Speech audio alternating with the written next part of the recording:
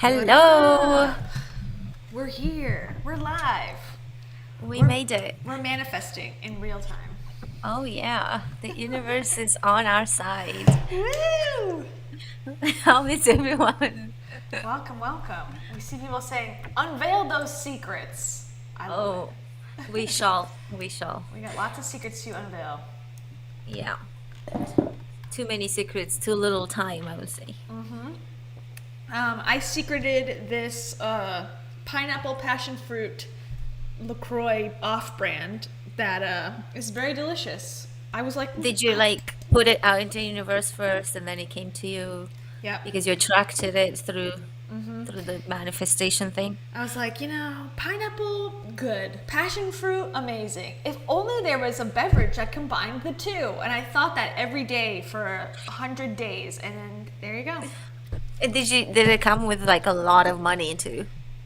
No, no money. No? Oh, No, you I didn't didn't do wish it hard right. enough. I didn't wish hard enough.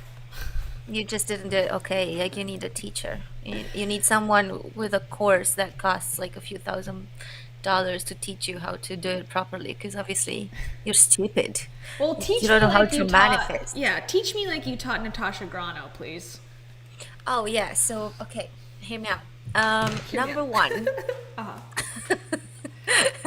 you first have to be really like really poor, really sad, really poor, and have a very bad background, That's me. very relatable to everyone. Like you can't do anything unless you have a story that has a it has to be it has to have like a cry factor to it, of sorts, like single mom, or like Lisa Nichols, for example, or grew up as just the poor daughter of a minister like Rachel Hollis, or I mean, I can think of poorer people than daughters of ministers, but that's just irrelevant. Like Irrelevant.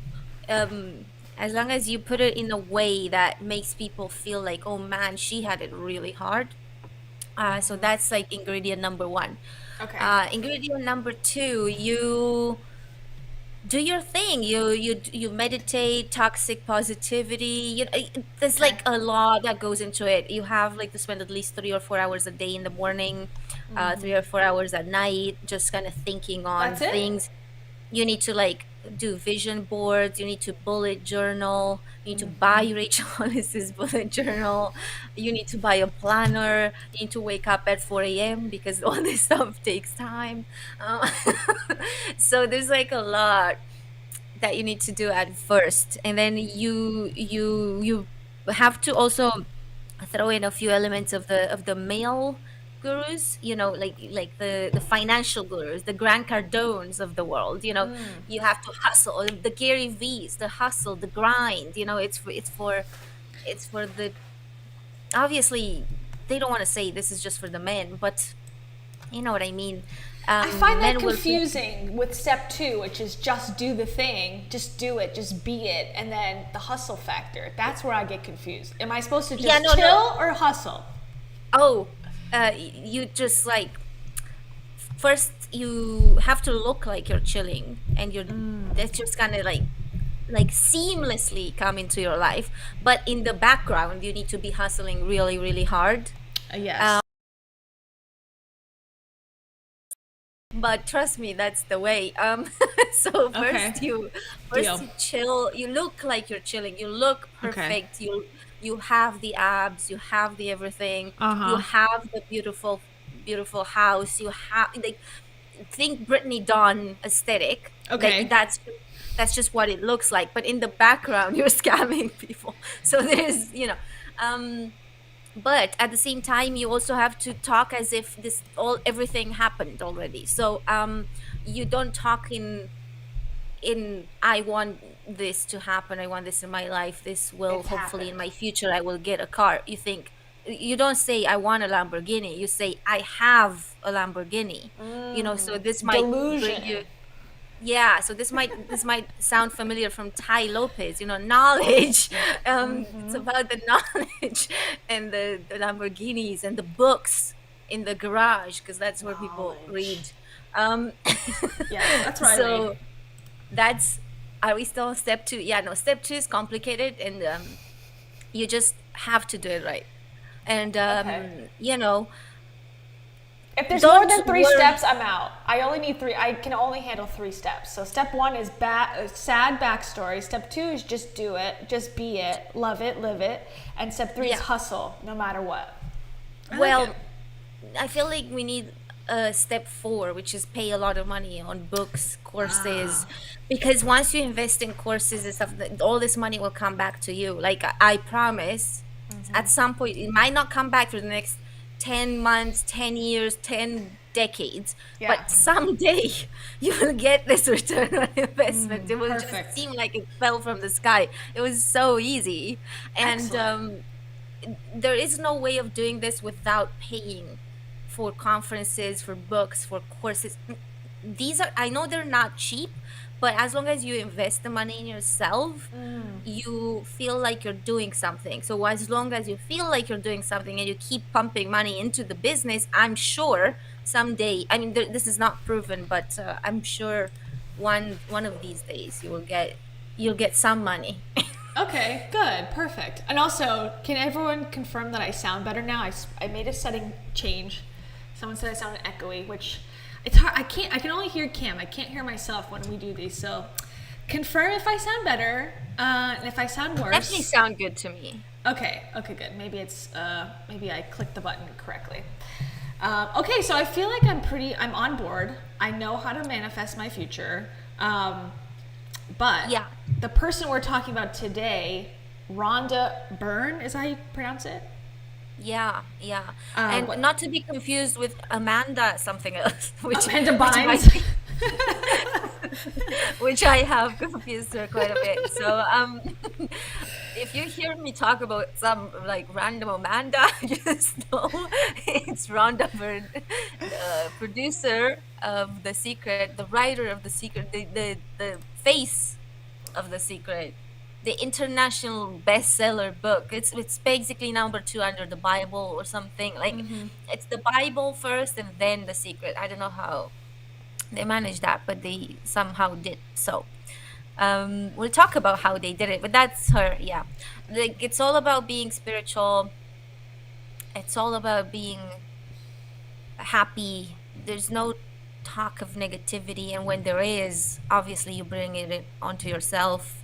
um yeah, that's what we're talking about, everyone. This is Welcome. today's topic. Yeah, we're talking about, is she cringe or is she quality? Not as a person, but as a content creator. And she's one of the more old school creators, I think, that we've discussed thus far on the channel, because the documentary, and I say that very lightly, documentary, The Secret, came out in 2006, and the book, I think, came out before that. And I told Cam already that I was like a Secret stan. I was all about The Secret when I was indoctrinated into the self-help culture. So I'm very excited to talk about Rhonda today, because I don't know anything about her. I kept it. I don't know. I guess I didn't want to know anything about her either. I kept it very focused on The Secret at hand and the experts that are featured within The Secret. So I'm excited to hear about who the creator, the discoverer, the archaeologist that Rhonda is. The person who brought this secret into the light, the secret that only people like Abraham Lincoln and like what's his name, Ben Franklin. uh Ben Franklin, and then also Churchill knew. Apparently Okay. they were for some Very reason they, Western focus for such ancient wisdom. It's interesting oh that oh oh that's oh let's not, let's, yeah, let's not um spoil it. confuse The Secret with an internet. Like this does not apply if you come from a poor background, when, or not a poor, if you come from a poor country, for example, and you don't have like thousands of dollars to spend. Does not Yeah, it's apply. kind of, if you are a Holocaust, in the Holocaust, if you are, No. not, none of that is for you. You obviously have done whatever you have done to attract all that stuff. You've Oh thought no. negatively. I don't know, but you're dumb, and that's why you're being punished. So That was always when I read The Secret, and I would say, and this was my one caveat when because I would recommend the book to people all the time. I would say, you should read The Secret, you should read The Secret. And, that was my claim to fame. If someone was like asking me like, oh, this weird thing happened to me, I'm like, oh my God, you have to read The Secret. It'll explain it all. Because I was an idiot. But the one thing I said, when it comes to medicine or medical stuff, I said, I don't quite agree. And that was always my line. And for kids, because that's always been something too that I'm like, what age does this start applying? Because if you're 5 years old, your thoughts are like goo goo gaga, and how no, you definitely you don't you don't understand, Kayla. Oh, You have it's bigger than you. It comes from the universe, and like for some reason, when you were a fetus or something, when you were the size of a lemon, you thought something stupid, and then you had a terrible life. Like, yeah, it's very deep. But sounds let's talk about Amanda Byrne for sorry, Ron. Jesus, start. you jinxed yourself already. Yeah. Yeah, so let's talk about Rhonda for a second. So Rhonda Byrne is I'm sure you guys know already, but she was an executive producer for TV. She made television. She made things like Oz Encounters UFOs in Australia, 1997. As you can see, this is pre The Secret. She built the career in television, and this, for example, the UFO documentary, this was a 1 hour that was talking obviously about sightings of UFOs, of extraterrestrial life, and is kind of described as like a case study of all the people from all walks of life: farmers, bank managers, wedding photographer, nurses, doctors, children, housewives, that have had unbelievable stories. These are ordinary people, and it's very important. This is in the description of the documentary. Okay. They're ordinary people whose lives will never be the same again. And basically, I believe that this is kind of one of the strategies that Rhonda has attempted throughout her entire career, and she has pushed it really hard in The Secret, because she wants you to feel like this could happen to you. And you are an ordinary person. You are probably like a child, a nurse, a doctor, a farmer, a banker, a manager, whatever. Like, it's very important to make sure that this is for anyone. And it could happen to anyone. Well, she's really the person who brought The Secret, because The Secret, in the movie at least, it makes it seem like via very cringe, like, I don't know, dramatizations, I guess is the right word, where the documentary was experts, and we're going to say that very lightly, talked about their experience and their knowledge of The Secret, and then while they talked about the historical elements, they had actors pretending to be like Roman soldiers that are hiding The Secret and putting it under, in the holy grail of like all humanity and all this. It was very cringe. Like, they took like this tablet as if the tablet is what she discovered in her dad's attic or whatever. Anyways, but if you could get past all of that, she definitely makes it seem like, it's like for everybody. This is for everyone. You at home hold the key and I don't know, the secret within, I guess. But if that's true, like, why do I need to discover it? That's why it was. Well, yeah, you need to, because it's important for the financial gain of some people. But before we move on to The Secret, I still wanted to talk about one more thing that she produced. So one more television production that she made is called Sensing Murder, which is kind of a show with psychics, where they take the role of psychic detectives to provide like evidence. My favorite. To solve unsolved murder cases by communicating with the dead. Of course. So this is the kind of stuff that Amanda was interested in. and it is kind of probably still there's a paranormal level to History. it. But Yes. this series, the sensing murder one, went over budget, and it kind of almost bankrupted her. Couldn't they have predicted that? Isn't that the thing they're supposed to be good at? Is, oh man, we need to keep it within budget. I predict that we will stick within the cost parameters. No, they don't predict that. Well, Different. she must have thought this would be the level of The Secret. Well, obviously, she was searching for something so that would go that would become super famous. She that's what she wanted, with at least with this. But Okay. as you can see, with the UFO sighting, with sensing murders, with psychics, like talking to the dead to solve murder cases and all that stuff, she's looking for something that is not. It's kind of like parallel to reality. You know what I mean? Out of It's this not world. out of this world. There's always like a bigger thing. Um, but the fact that this almost bankrupted her, is an important kind of point to discuss in a minute. Okay.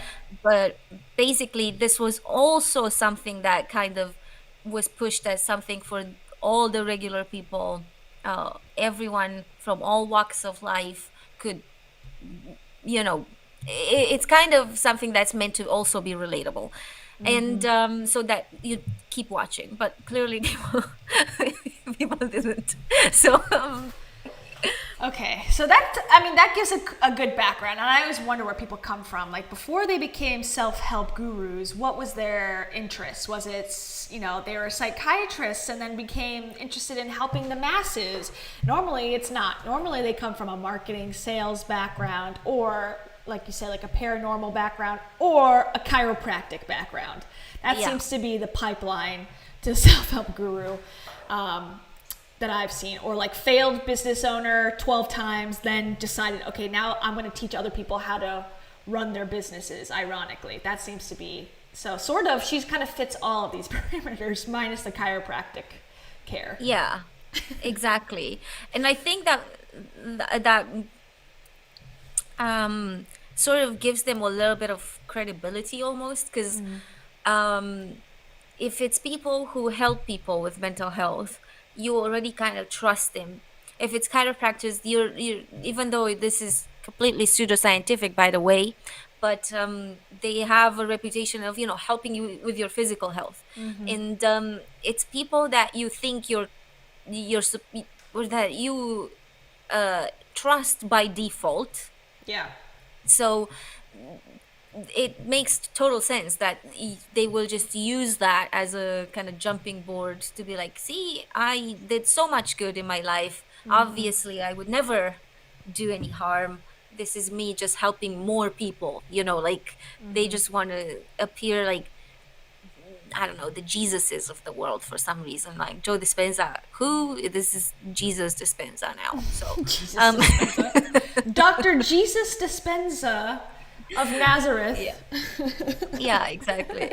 With his 12 apostles, and one of them would be Tom Bellier in Lewis House. Mel Robbins. Yeah. Yeah. So before The Secret, this is what Rhonda's situation was. You guys, I know who she is, I promise you.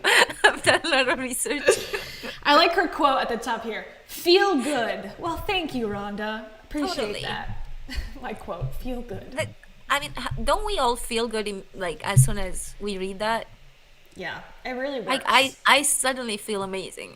I was feeling like trash, but now perfect. I agree. No problem. Don't feel bad. Thank you for that quotation. Wonderful. Yeah. I can see some comments about Oprah. Yeah, we'll talk about that soon enough. But yeah, basically, her situation before The Secret was very not so good. Dire. It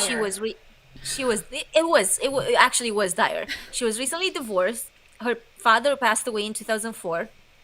And she was depressed. Television production with like Sensing Murder almost bankrupted her. And yeah, so she was in a situation that wasn't looking very bright. But don't worry, you guys, she manifested the hell out of that situation. Like, she just did it so well. Like, oh, if she knows how to manifest, she can tell you how to as well. So don't worry, we'll find out in a minute.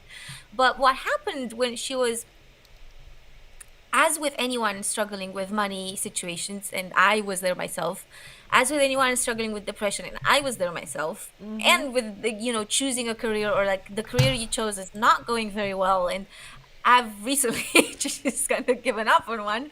So, by the way, I produced television too, so I feel it's so, like I told you, this is so relatable. Like, deep down, anyone can be Rhonda Byrne. So, um, Me but too. With all that, I agree. I'm on the same page.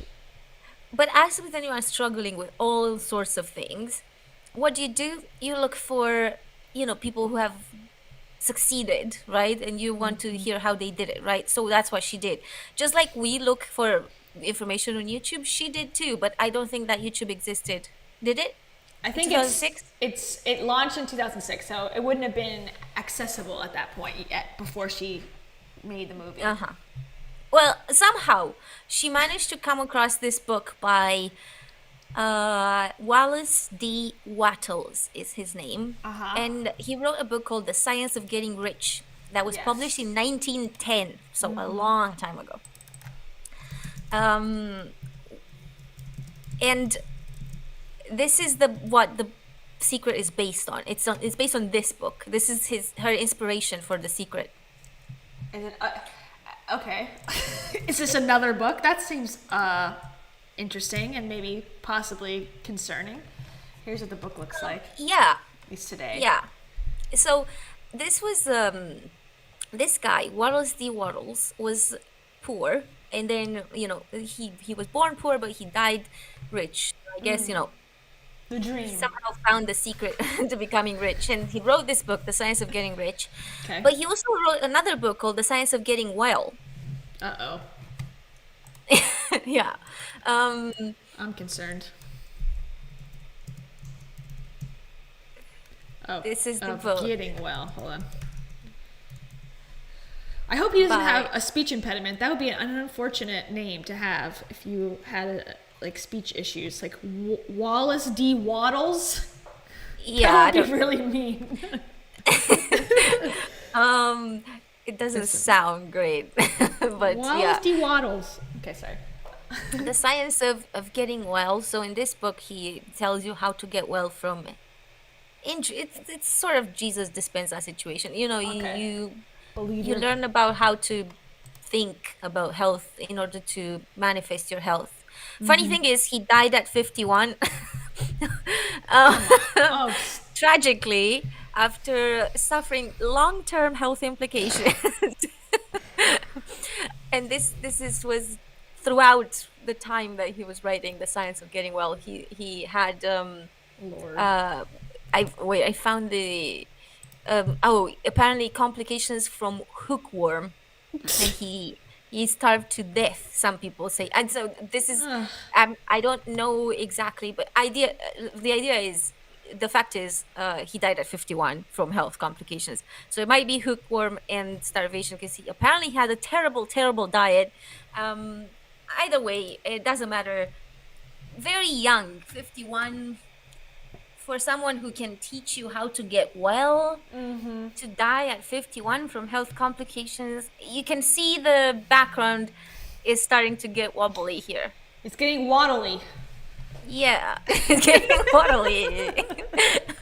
Wallace, you didn't learn about the science to get well enough. Like, you didn't manifest enough. The He's universe was like, not on do your as I side. say, not as I am. The science Yeah. of listening but not doing. Exactly. Okay. And basically, these books are the foundation of The Secret. Because I'm sure that you're starting to see some things, right? Like, The Yes. Secret is all about manifesting money, manifesting health. The law of attraction is all about making sure you think good thoughts, and these things will suddenly, like, miraculously come to you.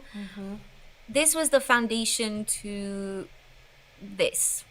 It's to me, the minute I found out about the science of getting well, I'm like, okay, I'm out of here. Yeah.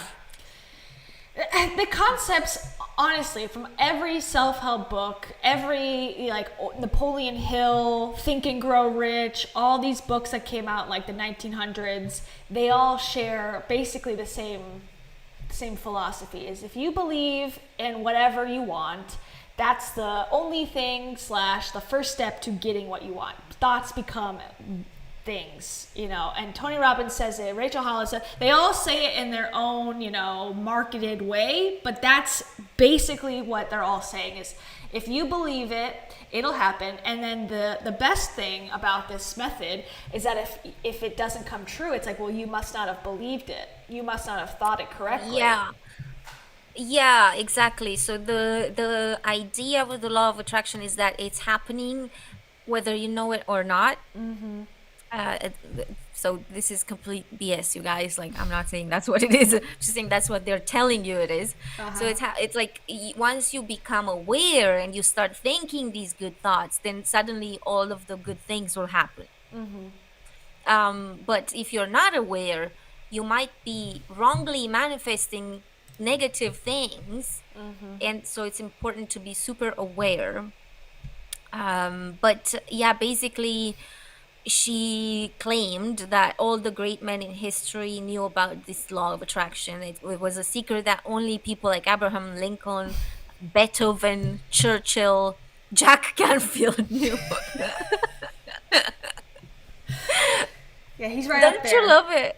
He's right up Don't you there love with it when you Abraham have Jack Lincoln. Canfield next to Lincoln and Beethoven? Like, I adore that. Well, you know who's been near Jack Canfield, which means basically I'm one step away from Beethoven, is myself. I shared this in the last video that I met Jack Canfield. I'm gonna find it Oh again. yes, yes. We have exposed Kayla already. I've been canceled. So It is yeah, proof. there we go. There we go. There are essentially two things that will make you wise: the secret and believing the secret. That's the real answer.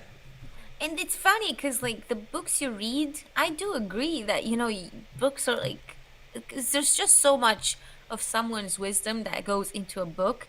The problem is that what they push is like not even books that are like, don't get me wrong, I read and reviewed like so many self-help books, but I feel like in comparison to other things that I've read, like literature or w-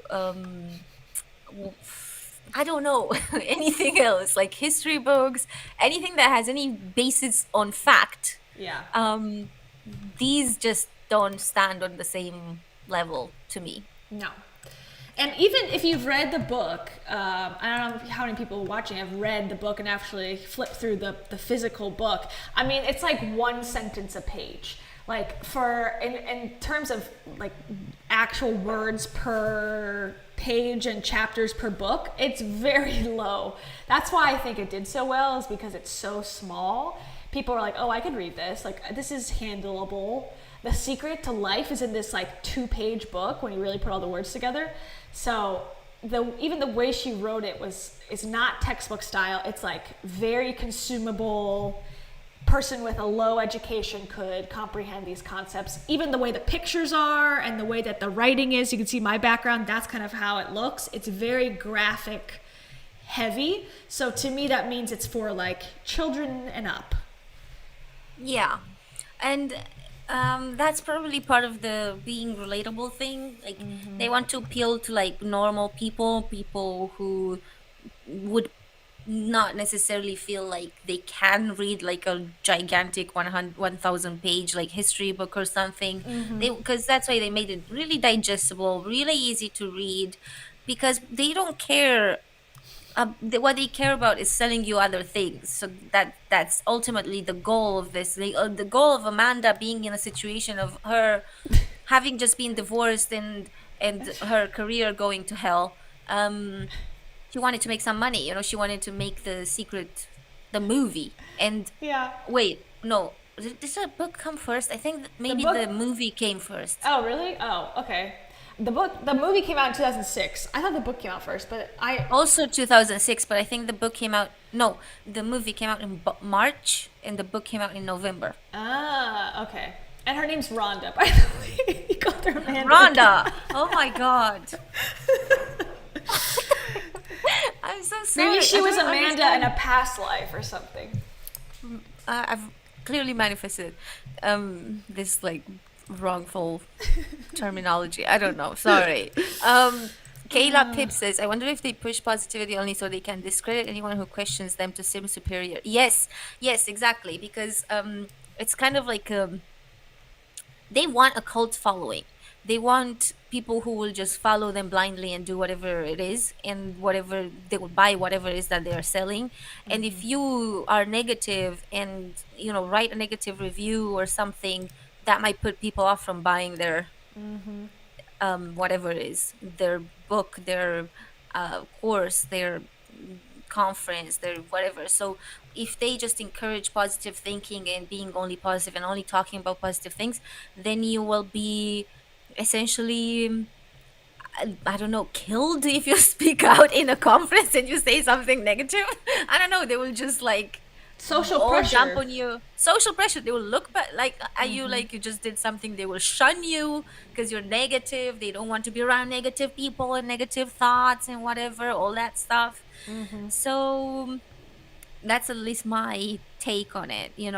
That's cult Because tactic 101 is like turn people against you if you don't go along with the message. And, this is obviously not full on like Waco cult or what's the other one? Applegate, the guy who was going to go off on the UFO and they drank whatever, or the Kool-Aid guy. Like, Kool-Aid, yeah. yeah, God, what's his name? I forget. I don't remember whatever. either, but yeah. Who cares? He's, Forget him.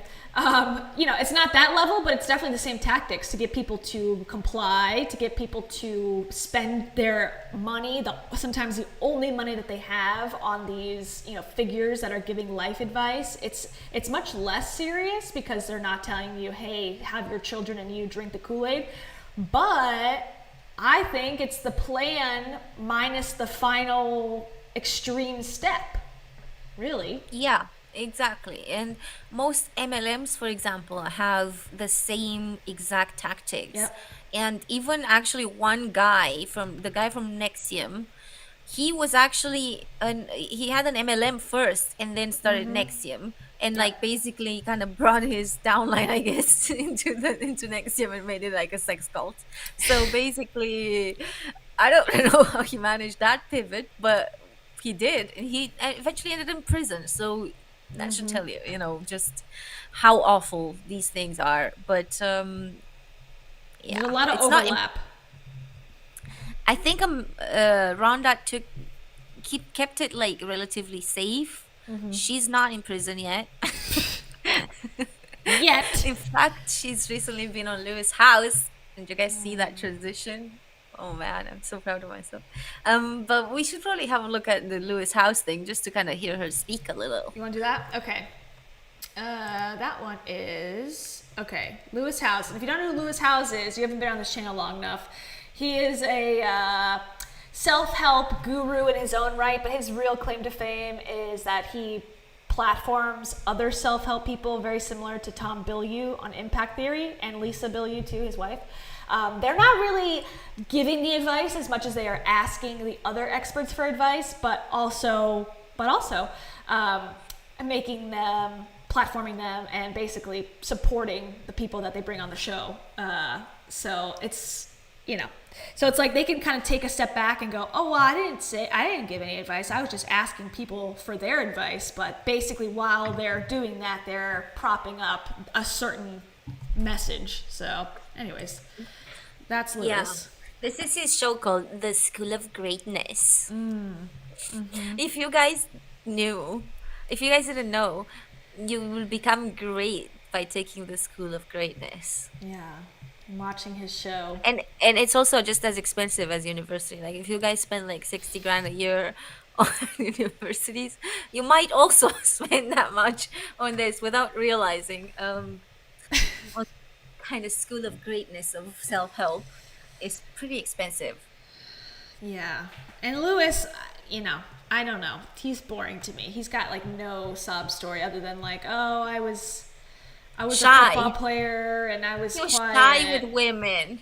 That was his sob Oh story. no, not Yeah, he shy with couldn't women. speak to women. He had to teach himself how to.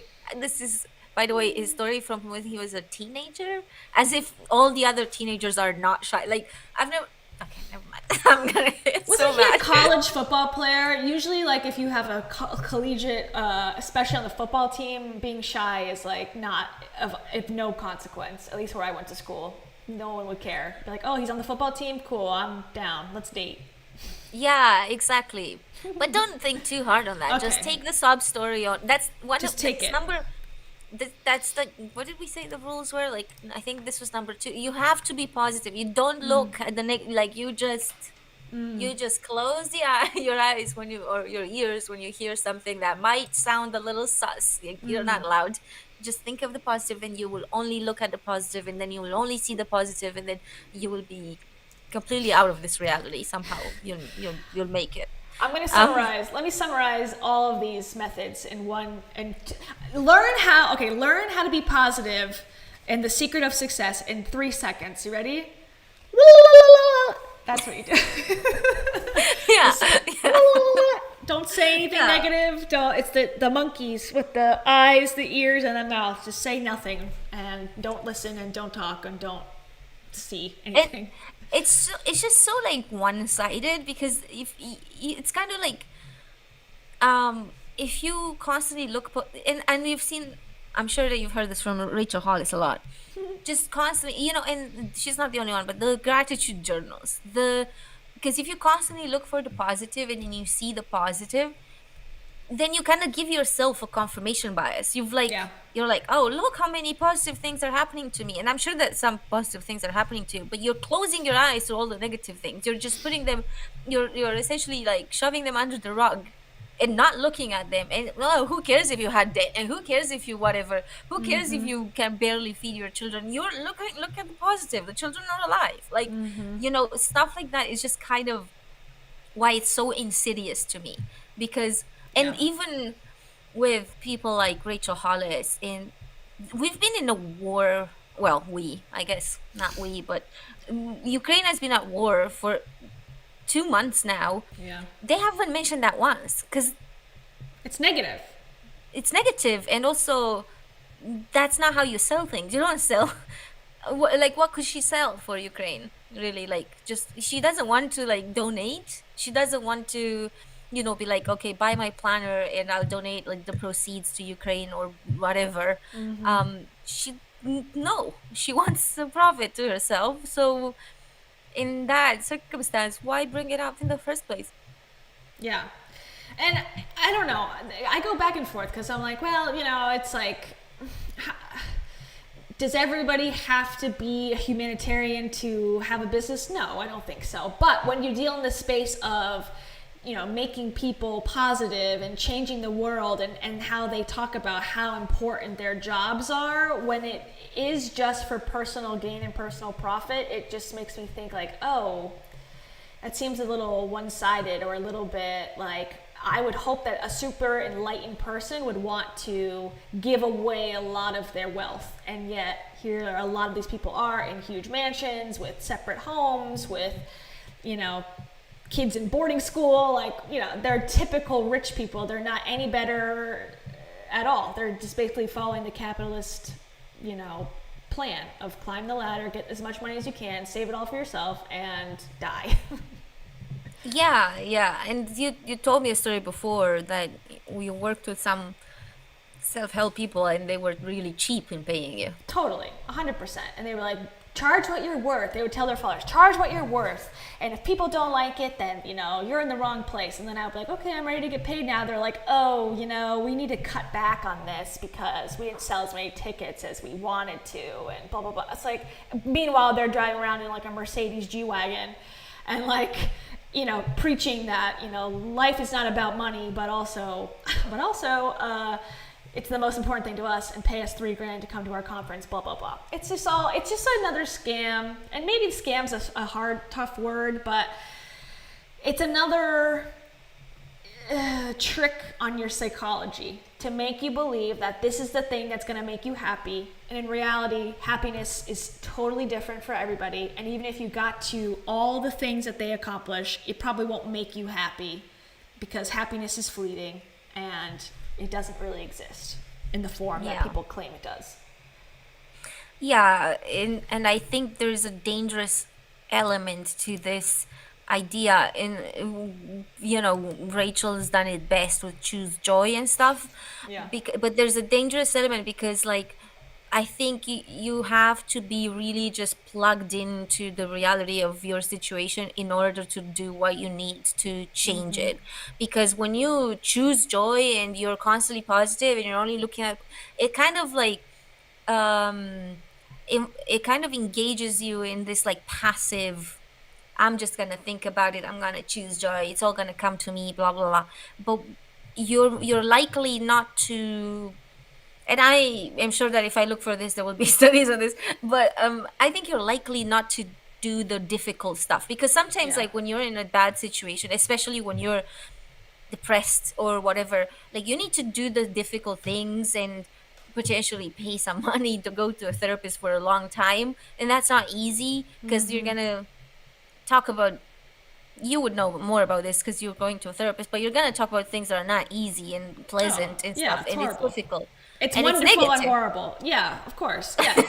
But that's why we avoid it for so many years. You repress it because it sucks to talk about. But if with the right person in the right space, with the time and with the investment that you're making into doing the work, as they say, but the work meaning talking about these sad and negative things in your life that have happened and coming to grips with them, I found the most joy that I've ever had. When I was being told just choose to be positive, I felt like I was the worst person in the world, because you are told constantly, like, just be positive. And I'm like, every day I wake up in a negative mindset. It must be me. I must be a bad person. I must just be damaged goods. I can't do this. Like, that's how I kept feeling. I'm like, I'm paying money for a life coach. I'm reading Rachel Hollis books. I'm watching inspirational speeches on YouTube all day, listening to podcasts. Like, it's not working for me. And then you start, well, I shouldn't say you, then I start to panic and go, I've done everything I can do. Nothing's helping.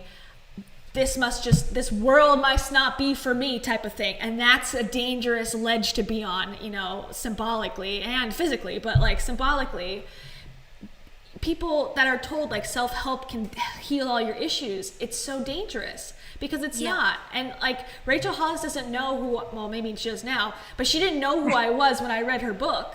And that's dangerous too, to put all of your money and hope and trust into somebody, and not just her, any of these people. And time. Yeah. It's time. It's years of your life. Because I probably spent like 2 years just watching stuff.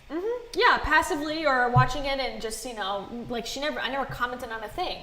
But then if you were to be gone, that self-help guru does not know. Their life does not change in any way at all. Yeah. And that's the sad part that I think we need to realize. Like, if you're not telling your story, if you're just consuming someone else's story of self-help, it most likely is not making it as big of an effect on your life as you think it is.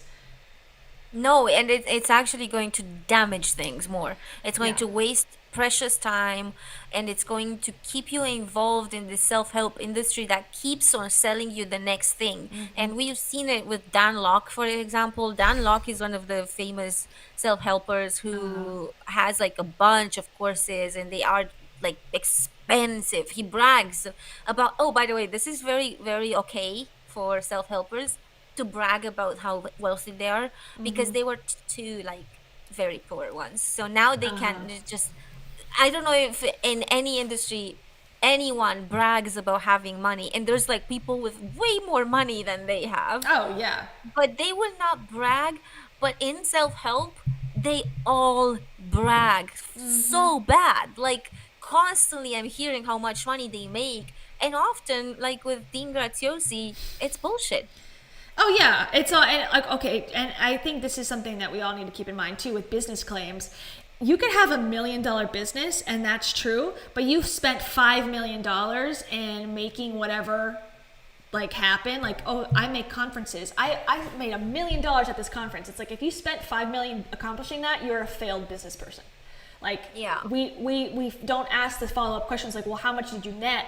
How much did you invest? It's like we just take their claim as like, oh, I made a 6-figure income last year. It's like, okay, but I spent $300,000 on ads on Facebook to make it happen. So really, you're in debt, and we're not. Yeah. People aren't, claiming that, which is the big problem, because a lot of these self-help people, you're right, it's bullshit. And in the same vein, the MLM people who are like, I'm at the top of the pyramid. I made $1 million. It's like, well, how much did you spend? How much time did you spend? How much investment are you making in the product versus like whatever? And how much is your team investing at your behalf? And it usually is a much sadder story than like, I rented this boat for the weekend because I sell shampoo. It's like, okay, there's more to the story. And not only they did it, but a man... Rhonda did it. Rhonda was in an awful situation, and she was divorced. Her business was almost going bankrupt. Her dad died, and then she wrote The Secret. Like 2 years later, there's a book. After all of these things happened, suddenly, like, she knew how to make you rich. She knew how to make you happy. She knew how to, because there's stuff that is so like cringe that like there's seriously, it's insane how big this still is, with like people who are like in their 20s making YouTube videos about like how to manifest your ex back into your life, as if like you didn't break up for a reason. Yeah. And how to manifest your husband, or how to just, there's literally everything. And it's like, to me it's mind-blowing that there's hundreds of thousands of TikToks on this, hundreds of thousands of videos, and we have been debunking them for years. So it's like, oh, it'll never stop. It'll never stop. Yeah. It won't, because as long as human emotions exist, which they always will, it'll never stop. People have been selling snake oil since snakes were roaming the earth only. Like, it's not ever going to stop, and that's something I had to kind of come to grips with. But I think as many videos and stuff that comes out in support of this dumb stuff, there should be at least a small, if not growing, group of people who are creating content on the other side, just to give people a little bit more balance. And I think that's happening slowly. Yeah. Let's listen to Rhonda talk for a second with Lewis, with our favorite Lewis. shy footballer. Okay, ready? The more effortless you are, Oh God. the greater you manifest everything that you ever dreamt of. I think you gotta have a dream. The School of Greatness. Really? Yeah. Please welcome Lewis Howes. Welcome everyone back to the School of Greatness. I am very excited about our guest. Rhonda Byrne is here, and you are one of the most probably influential people in the last 15 years, at least in the USA and around the world, because the work you've done, The Secret, I believe the numbers that I saw, it's done 30 million copies sold. You've created a movement. You've written many other books since then, and you've got a new book that we were just talking about that came through you within 5 weeks. Yeah. The Greatest Came Secret. through her. I hate that. That's what Gabby Bernstein says. Like, I didn't write it. I don't have any credentials, so don't look at my credentials. It came through me from God. It's From like, God. okay. Yeah, so, or the universe or something. And I don't know if Amanda is really. Oh my God, I don't know if Rhonda is religious. God, my brain spiritual, I just is guess. so negative. It's attracted this Amanda word, and now I can't get rid of it. I'm so sorry. By the way, Rhonda, I don't mean to like demean your name. You're obviously very important as Rhonda. So Yes, we're trying hard here to keep it straight, but yeah. so many names, so little time. Yeah. Lewis's name is a lot easier for me for some reason. Yeah, he's been on the block for a while. Yeah. Well, not even nearly as much. Let's continue, because I want to hear the pitch. The greatness. What's come through her? Okay, got it. Yeah. Ready. As I was reading this book, Rhonda, it's interesting. I grew up in a religion called Christian Science. I'm not sure. Oh, if yes. Oh, yes. I know very well. You know yes, this religion? Yes, yes. And Oh, it was, yes. And it was founded I by do. a woman. I'm not sure if you're familiar with that. Yes. Who was the woman? Just Mary remind me. Baker Eddy. Yes, absolutely. I've read so many of her Her, books. her and book is called Yes. Oh my Science and Health. God. Yes. And yes. as I What was her name again? Oh, Mary Magdalene. Oh yeah, totally, okay. totally. I read all of her books. Yeah. I'm a I huge totally fan know of- who you're talking about. Yeah, my best friend actually. Yeah, me too. Whoever that was, I also read. Like, yeah, She's my favorite, Mary. there is nothing I don't know. Me and Mary go way back. We're like this. Christian Science, that's interesting. I didn't know that about him. You know who else is a Christian Science devotee is Louise Hay, the You Can Heal Your Life woman. This has been on my desk for the last month because I haven't done my video about it yet. But she's that book is very much about, oh, you have an earache? It must be because you heard something bad, you heard a curse word, and that now your brain is punishing your ears for hearing that. Like, that's the type of physical ailments are caused by emotional stuff, but like to the extreme. It's similar-ish from what I don't know if this is true, but like it's almost like Scientology mixed with Christianity, Bible, kind of like you get both, like you believe it, it'll happen to you type thing, and like very anti-doctors they are allegedly too. Yeah, but that's okay because you can go to a Joe Dispenza thing and it's only like $2,000 plus VAT. And in 1 week, you will meditate so good that you will leave your wheelchair and if you have a tumor, it will just recede to zero and you will regain your eyesight. And no, that's okay. You can totally do that. Yeah. And then don't worry. Once you come back home, you might get all these things back, but that's okay because you can go back and spend more money and do it better this second time. And like even with this book, the first one was The Secret. This is the greater secret. Like it's always I know. greater and greater as you go, as you move through. But no, that's totally fine. And even if it doesn't work, what's the damage? It's only like a few thousands. Like, you know what I mean? That's nothing considering how rich these guys are, right? Yeah. Well, it just sows doubt. Like if you grew up in a home that didn't believe in doctors, doesn't believe in certain, education or whatever, and then you have to live your life as an adult and figure out things, you're gonna still have the lens of, okay, these certain people can't be trusted. If I just believe it, it'll happen. Like that, I think, plays into self-help and who you follow, because him being in Christian Science sort of makes sense. Like, okay, so you're already primed to believe in this type of stuff from childhood. And if I'm not mistaken, Rhonda was also a Scientologist, if I'm not mistaken. I need to double check this, and I don't want to give you guys false information, but I think I read about this. Okay. But yeah, let's keep watching. Okay. Let's hear her pitch for the greater secret. Okay, she loves Mary. We heard that. Okay, ready. I was reading this book, it felt like I was reading a lot of the Wow. teaching that she had back in the 1800s. Oh, wow. That's And so great. you reminded me, in a sense, of being able to find this information, share it from a religion that I grew up in. So you really have powerful wisdom in here that Yes. I grew up learning about the power of Yes. the mind, Yes. about the power of understanding that we are not our bodies, that we are Yes. that we are infinite. All this is Yes. stuff that I was Yes. taught as Yes. a kid, and you, Oh, it's great, Lewis. Oh my gosh, to learn that as a child, that's absolutely incredible. I wish I learned other things as a kid that I didn't learn. It's incredible. We didn't even have to work on changing you and getting rid of your limiting beliefs. You were already indoctrinated at birth. It's wonderful for people like me. Yeah, no, totally. We've had you since forever in this cult, huh? That's nice. Lordy. Okay, sorry. Let's go back. But Right. but I'm curious. I want to go into this book here in a second, but I have to be honest with you, Rhonda. As I was doing research about this interview, I could not find any interviews of you except from like 10 years ago with Oprah or something online. That's right. And I was like, am I just missing something? Am I typing your name in wrong? Is there just no content about Rhonda in the world? What is happening? Like, you became the biggest sensation in the last 15 years with the movement you created. And then I haven't seen the interviews. I'm like, does anyone know anything about this woman? Where is she? So, number one, I'm just curious. How has your life been? Because I don't think anyone knows this. How has your life been post-Secret? Oh, Horrible. amazing. Yeah, absolutely amazing. And I mean, it was deliberate. Like I did Oprah because I knew that Oprah lived by these principles, so I Yes. knew that the show would be very constructive.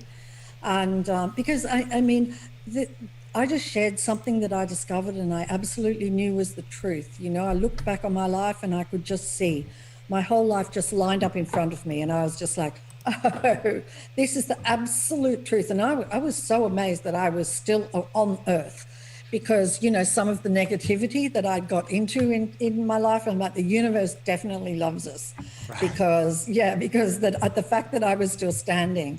So, yeah, I just, I really wanted the secret message to be the hero. And we can have a tendency to idolize, you know, people. And I did not want that to happen. I wanted people to know a little bit about me and how I discovered it, and the year that I'd had. But I didn't want any of that to detract from the message. And so I wanted the message to be. They're probably like, her PR person at the whatever company published this book was like, you know what? Let the book do its thing. Let people pretend to think whatever you are, and it's best to be quiet. Let the book sell itself. I don't know if Yeah. that's true, but like, don't complicate a good thing. Don't fix something that ain't broken. It's selling without your help. So shut up. Yeah, exactly. And it's no surprise to me almost that she didn't do, because it's true, she didn't do interviews. So she did one with Oprah in 2006 when the franchise came out. And then I think she started doing like media appearances in 2020. So since 2006 to 2020, she didn't do media appearances. And isn't that funny for something that is so viral and so crazy? And she didn't go on. You would go on the news, right? But think about it, like if you go on the news and they start to question you Yeah. and you can't answer because it's all like made up facts and then there's nothing really real to it, you will not do it. And then you choose your platforms really wisely. You choose Oprah because Oprah is just all about the sensation in 2006, and that's it, and gives you media publicity, and that's all you need. And now you come back and you come on Lewis House and stuff like this, where they're not gonna doesn't ask any questions that are worth like anything. Like he just keeps it's a big ad with Oh yeah, adverse every video. advertorial. You know, if you're on the show, they're already in support of you and your message, and there's no pushback whatsoever. Once in a while, Tom on Impact Theory will ask this is a hard question to ask, but then whatever they say, he's like, oh okay, now I totally understand. So they really the whole thing's a softball, and whatever they say, it's like, oh, I totally believe you. Oh my gosh, what an amazing insight that you have. No matter what they say, even if it contradicts the guy from last week, no matter what they say, it's always positive. And that's, plays right into, well, this is a positive show. This is a place of positivity. It's like, yeah, but it's also bullshit. So, Yeah. Isn't that important too? Isn't truth important? And the answer is no. In these In this cases. case, truth is not to be talked about. The truth is more like to be hidden and put under the rug to make sure that nobody actually knows what's happening behind the scenes. But as long as you can just buy the surface level explanation that they give you, you're golden. Like You're good to you're go. definitely like, yeah, you're good to spend I don't know how much on whatever it is that they sell you. It's fine. Yeah, and You're just a product. You're a product to them. You're just someone who pays. That's it. They don't care. And we've seen this with Rachel Hollis and Dave Hollis doing a marriage counseling when their marriage was in serious trouble. Like Yeah. they don't care about your marriage. They care about the fact that they can sell you tickets that are $2,000 to come to something, and that's it. They don't care to help you. No, and I think there should be, maybe negativity is too strong of a word, but there should be a sense of, at least for me, if you're calling yourself an expert or you're in the business of helping people, especially with psychological and very delicate issues, you should always err on the side of anything I say could be hurtful. Anything I say could bother somebody, could turn someone into, a way that turn someone into something that they don't want to be. My words are very important and I need to be careful and cautious. As opposed to whatever I say will be perfect because it came through me. So whatever I say will not hurt anyone. And if it does hurt anyone, then they deserve to be hurt. It's like that's such a cop-out way to be, especially when we're talking about life's biggest questions. Like we're talking about life, death, purpose, all the things that humans from the beginning of time have thought about. And now all of a sudden, you know, in 2020, 2006, this random woman has figured it all out. It's like, I don't know. Yeah, and it all comes from a book about how to get rich. Isn't it funny? Yeah, exactly. And like, you know, And- yeah. Go ahead. Sorry. It's shocking because this whole thing is somehow made in such a way that it all falls on you. Like whatever it is that's going on, you didn't invest enough, you didn't do it right, you whatever. There is no way that they are to blame.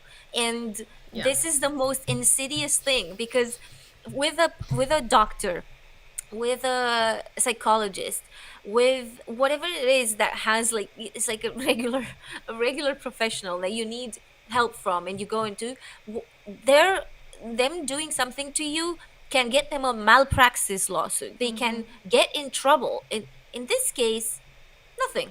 Like there's no way that they can get in trouble even if what they do to you is damaging. Well, And that is almost genius, the way that they made this work in such a way that you're to blame whatever it is. Like yeah, that's the secret. It's like build a business model where the guarantees of success fall 100% on the consumer, not on the product.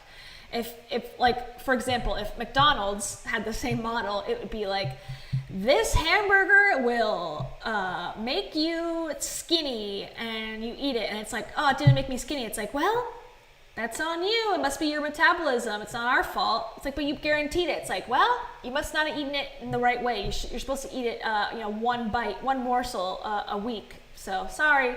Guess you try again tomorrow. Try it again tomorrow. Like that. no, try our more expensive burger. Yeah. This one will for sure help you with Our yeah, premium. exactly. That's Yeah. that's why sometimes I feel like they're geniuses. I'm like they're Oh, they definitely are evil. They're evil something- geniuses. That's the Evil thing. geniuses. That's Yeah. the thing. Like you and I both understand this model 1,000%. Yet we're choosing to not be unethical, to not be jerks, to not take other people's insecurities and their psychological makeup that everyone has, their tendency towards addiction, towards what do you call it? Intermittent, or not intermittent. When you have like when you gamble and it's like every other time you win or you lose and it's like exciting because there's chance involved. Like I understand all of that. It's not like I'm stupid. I get it. I'm choosing not to prey on those things that are around to make a product, to make a bunch of money for myself. And I think that's something that I should be proud of and prideful, not like, oh, I'm ashamed because I'm not a millionaire. It's like there's other ways to live on earth and not feel like shit about myself. And it's like I don't want to do that to other people. I don't. And they are choosing to do it, which is fine. But it's not because we're all dumb and we're choosing not to see the light. We see it. We're choosing not to walk towards it. Yeah, exactly. And the thing is, like, they, some of the evil part is also that they target, and I feel like I've spoken about this so many times, but I will never stop saying it. I don't care how many times I'll repeat myself, because I think any time that somebody follows on one of my videos, they need to know this, because Yeah. they will, as soon as I feel like I can plant doubt in this industry, and it might not necessarily happen immediately that they will be enlightened or whatever, they will realize what this is. But if I plant a little doubt, if you plant a little doubt, Yeah. and we all plant a little bit, like, it will start to add up, and eventually people will kind of like be like, wow. Because I have seen this in my life with one of my friends from Glasgow who was watching these people, and now she's like a life coach. And I am pretty sure she's going deep in debt for this, and she's at the same time, she's a victim of this industry, because she was not doing well like professionally and stuff, and she was watching I remember her coming to my place, and we were painting. She's super talented. So we were painting like chairs and basically we put on like a Joe Dispenza thing. She completely bought into it, like full on 100%. She thought he's a genius, he's amazing. And I remember that, and she hasn't spoken to me in like years, pretty much since I started my channel, because that was like very coincidental to when she started her channel talking about these things, and like rebranded herself as like a life coach. And I just, she has like something like 100 subscribers. There is no way that she's actually making any money. Yeah. And if she was to get some clients, I'm pretty sure they should be able to help them. But the thing is, like, I don't know what reach you have when you have like 16 views of videos or something. Well, And it that's breaks the my thing heart. too. It's like if you're not, she's not ready to teach other people how to have a YouTube channel, you know. But that's not going to stop. I'm not saying her particularly, but people, that doesn't stop them from offering courses and classes. It's like you're not even doing it yourself. How can you then go and say, "Hey, I'm going to teach a class to teach you how to do it because I need money"? It's like you're not even doing it. How are you? What advice are you giving? But they're not telling. That's not. She's not gonna tell them that she's not doing well. Of course, She's but that's a lie. She's gonna take. Yeah, but she's gonna take the manifesting advice and say that whatever it is that she wants already happened. So Yeah. she would say, "Oh yeah, I have 100 clients," when that's in fact just her trying to manifest it. And it's just, man. Book name Seeds of Doubt. Yes, please. Yes, let's do that. Oh, I love it. It's true though. That's That's what so they good. say in cults. They say, you know, you're not gonna get someone out of a cult, your loved one, on day one. You're not. And the best way to handle it and to try to facilitate them getting out is to start putting these things in their mind the same way the cult leaders did, basically, but on the other side, and sow the doubt slowly. And over time, if you are open, if you're not super critical of them, you're not super judgmental, because the cult leaders aren't at the beginning. That's why they want to be there, because they're not judgmental. They're like, oh, you have a hard life? I did too. I was where you are. It's very much like, I can see you, I can hold you in my hand, and like we can do this journey together of life, and that's very appealing. But on the other side, it's true too. Like if you're, you know, stuck in this MLM or you're whatever, the best way I've heard is that you be compassionate, but you're honest, and you say, these are the things I've heard, these are the things I'm seeing. You know, I've heard a lot of people lose money. I hope that's not happened to you. And if you ever need any help, I'll be here. And it's like, that's kind of what I think both of our channels are. It's like, look, I make a lot of fun of these people. I understand though 100% how you can get indoctrinated into this, because I was there. And I find myself to be fairly intelligent and fairly critical and fairly, you know, open-minded to, you know, being tricked. But yet there I was, because I was depressed and I had a lot of shit going on. So I think our channels are helping, but it's not going to be overnight. It'll, like I said, I don't think we're ever going to take on the whole industry and shut it down. But if it helps a couple people, or if slowly people start to go, you know, I'm not going to participate in this because I watched this video and it made sense to me, that's good enough for me. Yeah, exactly. I get so many comments from people who are really, really indoctrinated in the Joe Dispenza thing, and I don't, I don't reply, because there is no way we can have a conversation that will like, because there is no way they don't believe me. Their comments are always like, the people who, obviously there's comments who are like, oh my god, my dad is into this guy, like, oh, he's so like, I don't know how to get him out of this. So there's those comments, and Yeah. I can see where they're coming from, because like with my case with my friend, it's just like, you're like, what? No, wait, no, that's, don't go there. This is so damaging. You're gonna end up like spending years and years and going in debt for this. This is not good. Yeah. And then there's the people who really buy into it. But I'm just happy that they felt triggered enough to like write that comment and be like, because even if they're mean to me, if they're gonna say something really, because they'll think like, you're just dumb. What's your, like, what do you bring to the world? At least Joe Dispenza brings positivity and stuff. And I actually replied to one of them recently, and I was like, what I bring is like just, I don't know, positive, like not positivity, that's for sure. And like, but basically, I like that they've already gotten like a different opinion. They watched. I'm happy that they watched, Yeah. because There's a it reason might. that they watch, though. There's a reason. Even if the reason's not clear yet, they might have doubts somewhere, or someone sent it to them and they took the time to comment. I think that shows something that if they were totally not gonna even consider what you had to say, they wouldn't watch it. The fact that they did shows that maybe in 6 months they hear something else and they go, oh yeah, that's weird, and they ask somebody and they get a bad response, or they get a response that doesn't make sense to them, and that's how it happens slowly. Just how people get indoctrinated slowly, the deconstruction of it happens slowly too. So I think even the people who are negative on your comments probably are closer to getting out than they even realize. Yeah, the fact that they're in that comment section under that video, and I don't care how much they will try to insult me, but the fact that they're there is like a huge step, because like loads of them will have never clicked, because like my Totally. thumbnails are not subtle. I'm like, this guy's a scammer. Yeah. Whatever. Yeah. I'm never like, oh, this guy is amazing, hear me out, and then like that's not what I'm doing. Yeah. It's pretty Clickbaiting. obvious what this Yeah. is. But one of the things that is super interesting about Rhonda Byrne is that in The Secret, as opposed to all of these self-help gurus, and there's just like generations at this point, isn't there? Like so many, hundreds at this point. Basically, they don't address anything. It's all about being positive. It's all about being, toxic positivity, whatever, nothing negative ever happens. Everything that's negative is brought onto yourself, all of that. But they tend to stay away from talking about negativity, and from like, they will just focus on the because that's the point, right? Like of toxic positivity, like good vibes only.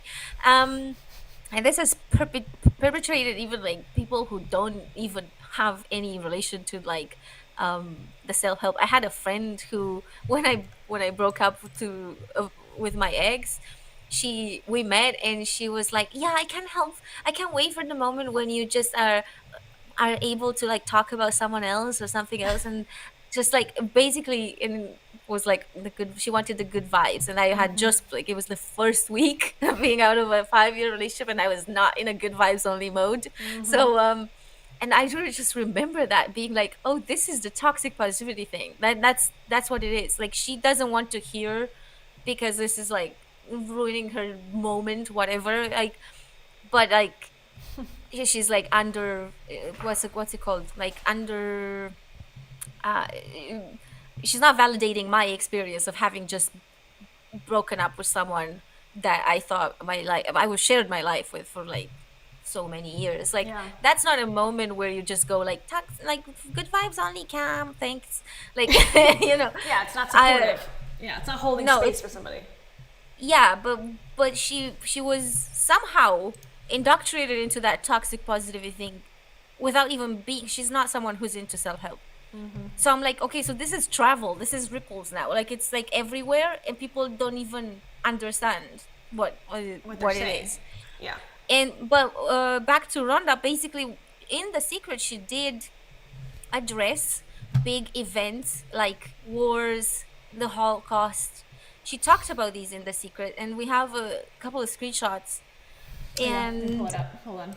This is a great thing to talk about, because this is something that I feel like you have to suspend a reality to get to this place. Because it's like, okay, my life is like a middle class American life. Okay, so a lot of the things that they're telling me could relate. But then if this is a universal law, what about people who went through XYZ? And then that's easily dismissed by a lot of these self-help people. Like, well, don't worry about them. Only worry about yourself. Yeah, so this is literally like, this is a quote from the Secret. Just So- the first one. Let me see. Both of them, they're like, I think it's just like they're all the same quote. It's Okay. just Okay. in 2 different pages. But often when people hear this part of The Secret, they recall events in history where masses of lives were lost. So think slavery, think Holocaust, genocide, all of the wars, because there's been how many thousands of religious wars, how many there's been so many wars. In fact, I heard something like, it's not that we are a peace we are a world at peace that has some wars. It's that we are a world at war that has some moments of peace, and that makes a lot of sense because it seems to be a war every other 2-3 years. Like, And think about from the beginning of time. That's the one thing that has always been there, regardless of what civilization it was. There was wars in small tribes. There was wars in countries. There was wars in kingdoms. It doesn't matter what type of religion they had or anything. That's something that was always there, conflict, because it's part of human nature to be this way. Not to say that it's right or great, but it's nothing that is new or modern necessarily. So this is stuff that, you know, this has been the way that it's been from the beginning of time. Sounds unlikely, but okay. Yeah, so basically she's talking about those kinds of, like, masses of lives were lost. And they find it incomprehensible. This is her quote, right? They find it incomprehensible that so many people could have attracted themselves to the event. By the law of attraction, don't you love it when you hear that? Like, they had to be on the same frequency as the event. So let's think about this. Children, Jewish children that were taken to Auschwitz, babies that were taken to Auschwitz, newborns, women who were pregnant, women of all ages, they were taken to a concentration camp. And the reason is because they were on the same frequency as the event. In Rhonda Byrne's book. That's it. Let's go to the next screenshot. Yeah, get it. Stand by. That is horrifying and disgusting. And so there is no way that systemic oppression, Hitler had nothing to do with it. They were just on the same frequency. It doesn't necessarily mean they thought of that exact event, but the frequency of their thoughts matched the frequency of the event. If people believe they can be in the wrong place at the wrong time and they have no control over outside circumstances, those thoughts of fear, separation, and powerlessness, if persistent, they can attract them to being in the wrong place at the wrong time. Right. Because that's what happened there. It wasn't like a dictator built a huge army and started to take them, like, from their homes and put them in a concentration camp. That's not what happened. They just thought bad thoughts. And first of all, let me just say for the millionth time, this is disgusting way of thinking, and I think everyone has a right to believe whatever they want to believe, but I have a right to criticize it, and this is probably the most harmful belief system to obtain throughout your life, because it dismisses all this systemic issues that go on and have gone on for a long time. If you believe this is where it comes from, like the colonial mindset of, well, if it wasn't meant to be, then it wouldn't have happened. Like when we went across to the West, in America, we have something called manifest destiny. Like, oh, we were meant to. God was watching us while we crossed. The white English people or early Americans were supposed to do that. And if we weren't, like, then they wouldn't have, the Native Americans wouldn't have died when we shot them with guns. So it must be meant to be. It's just a way to confirm things that feel uncomfortable to you. Some people might say, like, oh, this doesn't feel right. Like, why are we taking away their homes? Why are we taking away their land? Well, God wouldn't have ordained it if it wasn't meant to be for us. And it's just a way to control people to not second guess your actions. Yeah, and then this happened with slavery, right? Like, because what happened there was British, actually it started with Portuguese colonialism, and I think Portugal and England were the first ones to start colonialism.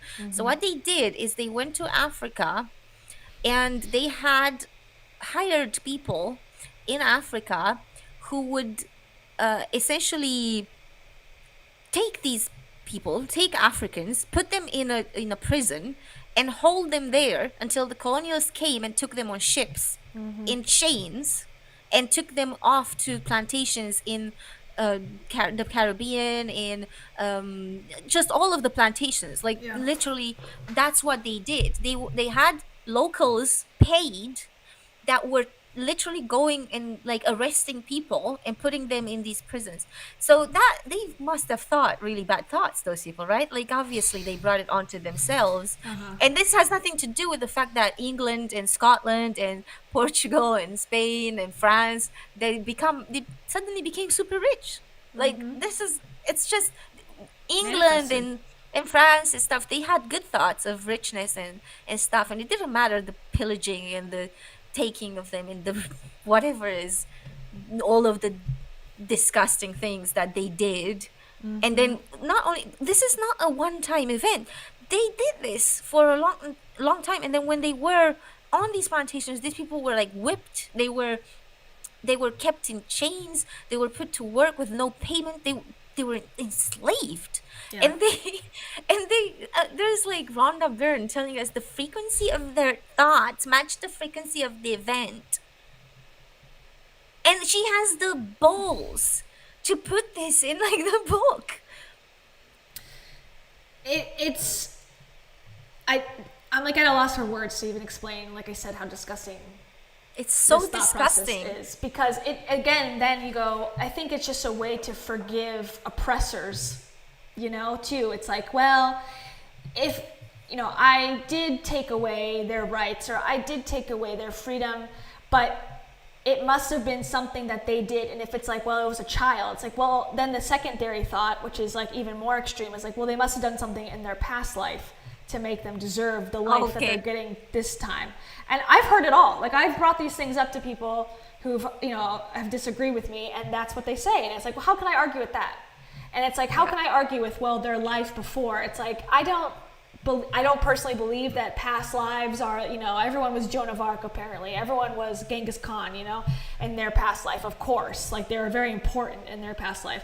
And I think it's just a bullshit way to excuse difficult gray areas of humanity and of life on Earth. It's not all roses. Children that are born die immediately, have not lived a life at all. Explain that. There's no way to explain it. It just sucks. What about kids in schools and there's like a school shooting? What did those kids going to school on that Tuesday morning had to do with their frequency of the school, like the event?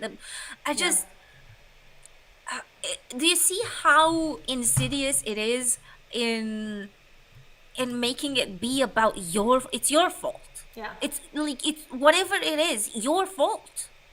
Or if something good happens to you, that it was all you, and not just the system that you're in happened to favor you as a white woman living in Australia, or you as a person living in 2020 that has access to a computer and whatever. Like, no one wants to think that they got lucky, because luck has a lot to do with all of this. Yeah, and we also manifested an entire pandemic. All of us were on this frequency, like all of us. Like the entire planet was on the frequency of the pandemic somehow. Yeah. At once, all at once. Like, these things make no sense, but they don't want to attract any attention to the fact that we live in systems, we live in political societies where we don't have control. They want to make it about you having control, because then you take your credit card and you pay for the thing. Like, if they were like, well, yeah, actually, we should live in a place where it doesn't cost $500 to just have like a doctor's consultation. If they were actually attracting or talking about these things and like bringing awareness to these systemic issues, then this would not be compatible with you paying money for whatever it is that they're selling you, because they can only sell you if you're in a bad place, but you believe that you can change it yourself, and there's nothing to do with the system, and there's no.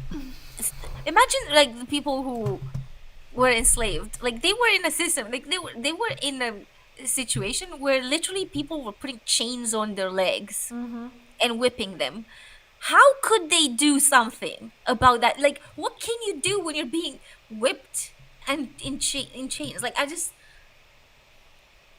how? Nothing. You survive. That's what you do. And try having a positive thought being in that situation. Good luck, because it's, horrendous treatment. And it's like, I don't know. I don't even know what to say anymore. Like I've said It's all I have to say. Like it's awful. It's an excuse. It's just because we struggle, and I think this is part of the toxic positivity problem. We as humans struggle to deal with what we've done as humans. And I'm not saying you and I as people of our lives, but the ancestors, the history of our kind to where we are today, to be grateful for how we've gotten to this place, but also look at our history and how terrifying it was. How many things happened that were awful and have, should never be repeated, but probably will be in the future because we're humans and we're susceptible. Obviously, hence this channel's existence. We are very susceptible to a lot of charismatic figures, to a lot of beliefs that are, not for all the good of humanity. And we come up with stuff like this that gets on Oprah, which is ironic to say the least. Yeah, and Oprah is one of the people that has platformed people like this for a very long time. Mm-hmm. And we'll talk in a little bit about James Arthur Ray. But for now, let's keep watching some of the interview with Lewis, maybe just another 5 minutes, and then just because I want to see her initial pitch, because it's so obvious to me that she's awful. Like, I don't know, it shows when she starts speaking, and it's mind blowing that this person managed to convince so many people to buy into this movement, as Lewis calls it. Well, it makes a lot of sense to me because it's simple. Just change your beliefs. You don't have to change society, which is difficult. You don't have to change, the future, which is difficult. You don't have to even be in a group, which I'm sure people in power love. The less we talk together and figure out solutions together collectively, aka unionize or, come together for collective change in the streets and protest. No. That's all bad for the people in power. People want people to stay on their own path of enlightenment and keeping on being in debt. That helps everyone that's already at the top stay there. And so that's, I understand why it's spread, because, it helps people who already have millions of dollars stay in that place and not have to change. Okay. Anyways. Yeah. Back to Lewis and Rhonda. So I did a few things that were very specific. And I had everyone in the world wanting me to do things, but I just didn't want to get into sort of arguments with anybody, because anybody that doesn't want this is so fine by me. I'm not out to convince anybody of anything. I'm just like, I discovered this and my life is unrecognizable. And it is so easy, and you can have everything you can have everything you want, you can have everything, you deserve everything. And then if there are people that don't want that, that's totally fine. And so that's why I was very kind of selective. And I had worked in media as well, and I knew that sometimes media can really build you up and then take you down. Yeah, of course. So I didn't want to be turned into some kind of guru, because I wasn't that. I'm not that. I'm just like everybody else there. I'm just normal everyday something, sort of looking like a person, but sure. Yeah. So it was kind of very particular on my part. However, within those years, I spent a lot of time answering emails from people who wrote in and asking for advice on various things. So also writing other books as well, and working on a lot of projects. So I just dedicated my life to adding more material to make things easier for people, make life better for people, rather than so much doing media. But then with this book, I don't know, there's just something inside of me said, now you have to do this. It's very important you do this. So wow. Well, I'm so grateful that you decided to come on the School of Greatness. I think it's a great marriage. I'm curious, for those who, my audience is pretty in tune on the law of attraction and on mindset and understanding thoughts and feelings. This is something we talk about all the time. And people are truly seeking information to improve their life every day when they listen here. I'm curious, for those that maybe came here for the first time, can you share what is the law of attraction?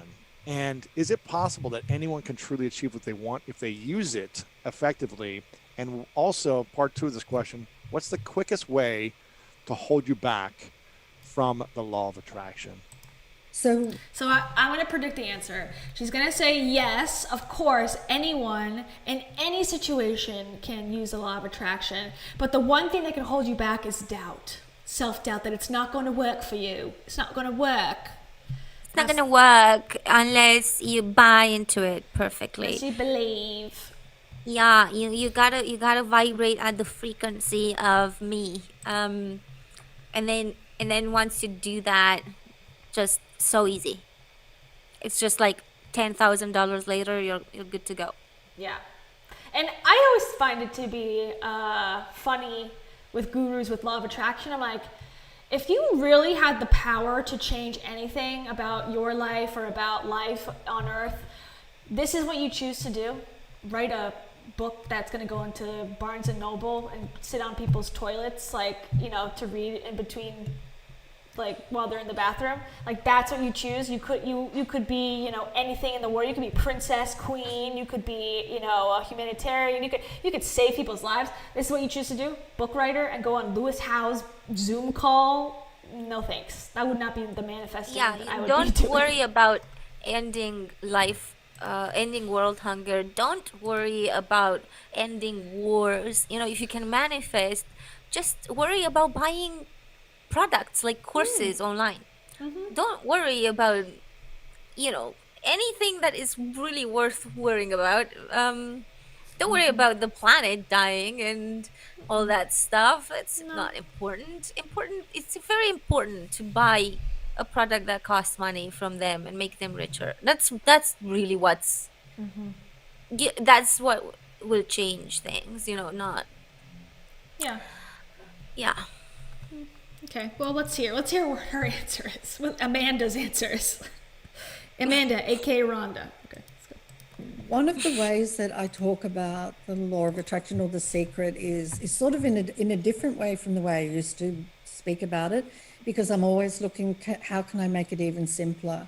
And I mean, basically that work talks about the power of the mind and the power of thought to create our physical world and material world. And then the greatest secret takes that to a whole new level, actually. And so then you really get to see that, oh my gosh, it's super easy to create anything I want.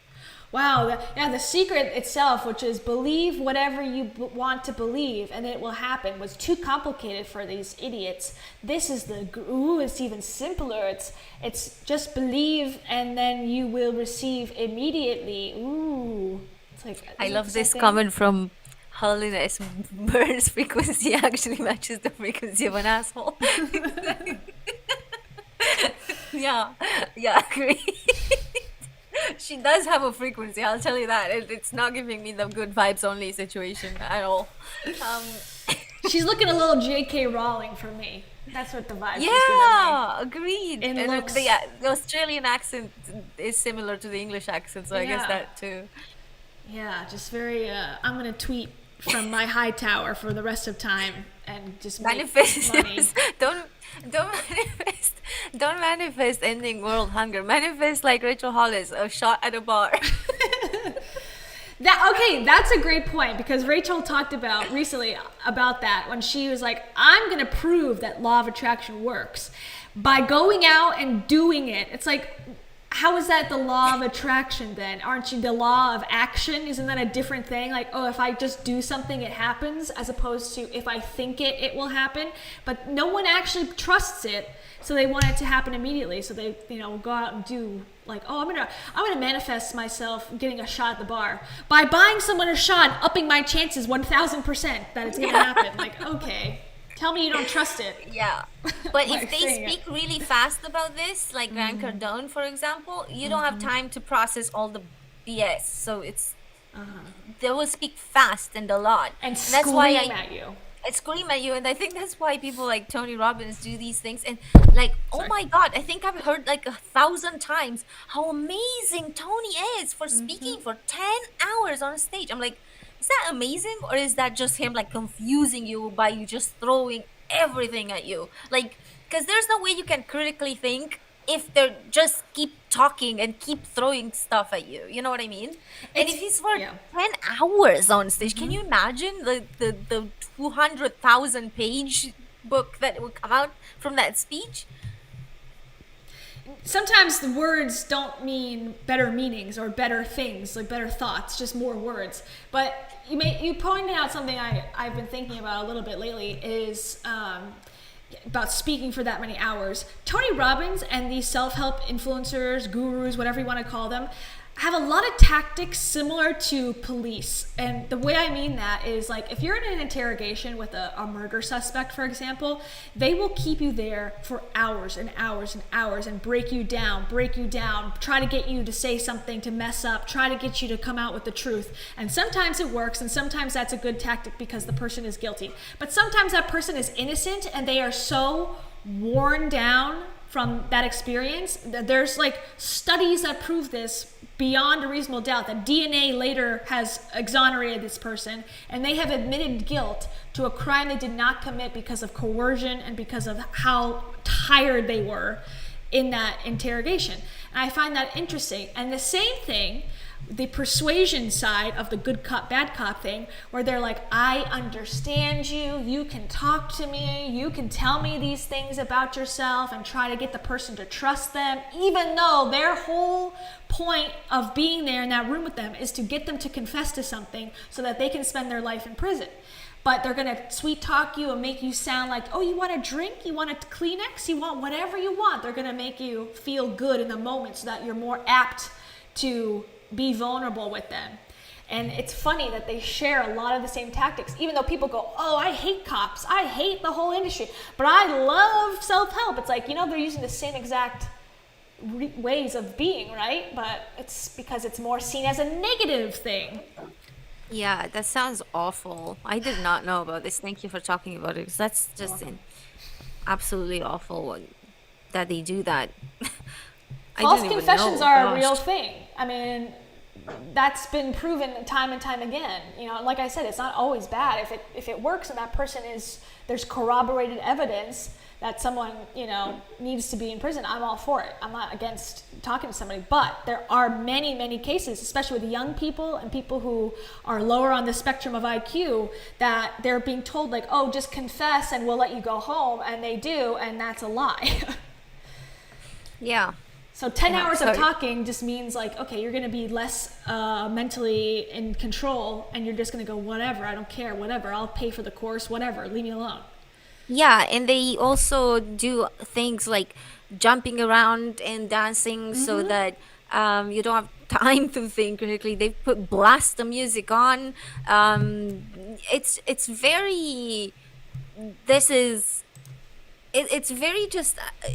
I don't know. Like, if you go to a club and you have music blasting, you're not in the mood to think, to criticize, to like really think about what's being told. You're just there, and that's it, and you're not gonna be like, oh, I wonder who this DJ is, and if he's like decent, or if he's like doing lines in the background or something. Like, you're not gonna think of any of that. You're just, because the music is loud, you're just trying to have a good time, whatever. And that's, I think, what that whole like conference thing, at least the way that Tony Robbins does it and the way that Rachel Hollis has done it, and I think even Marie Forleo has done this with like the dancing, and it's very, we're in a club thing, but at the same time getting you to pay like $2,000 for that.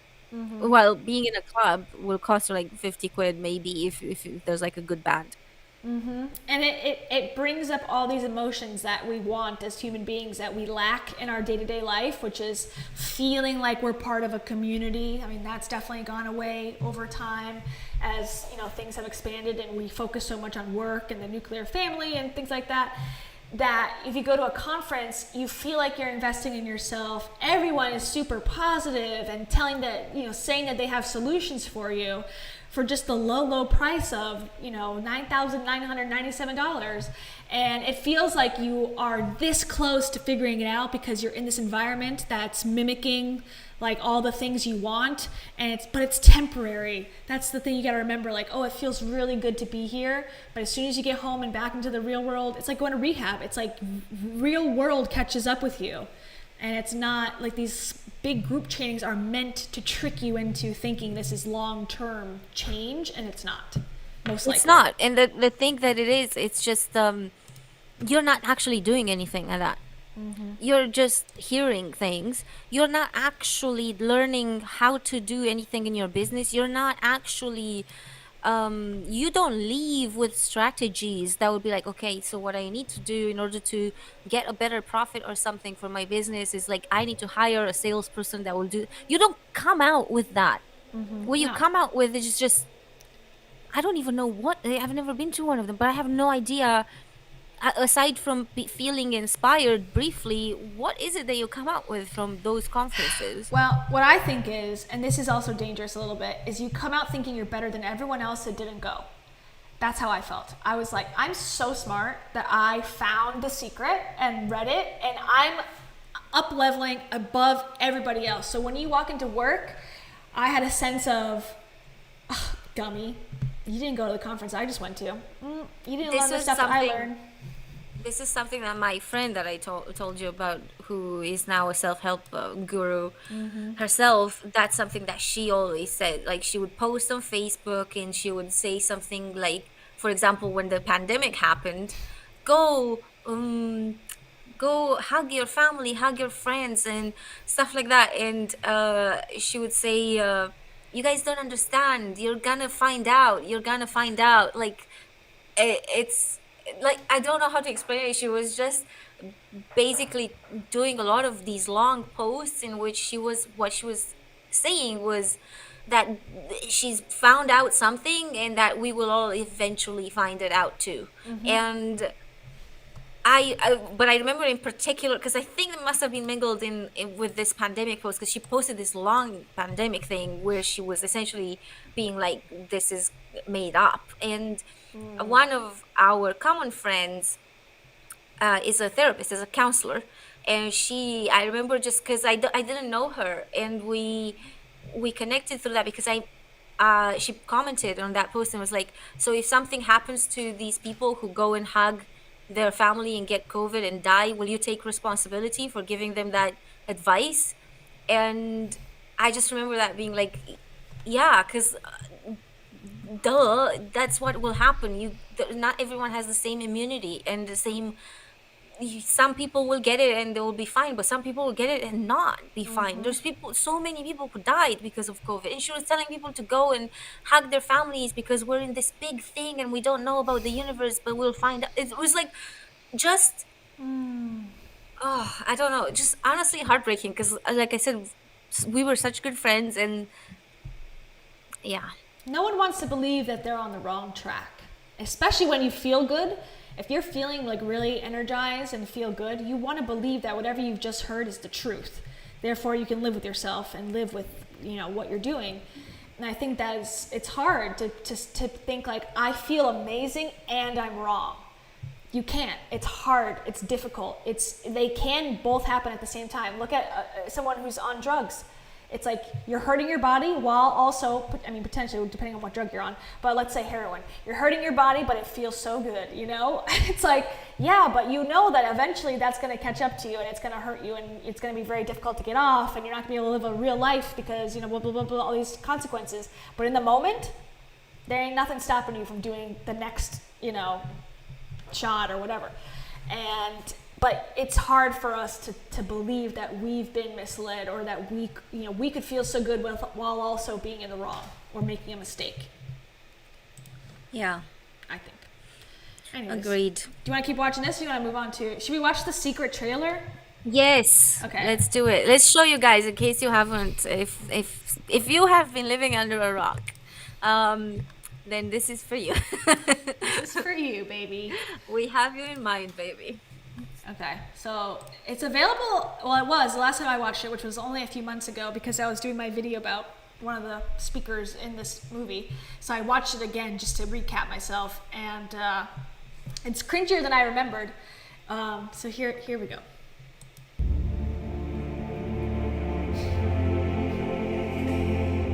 Throughout history, all the great minds, all the great leaders, all the great achievers, they have something in common. All men too. Yeah. Einstein, okay. What?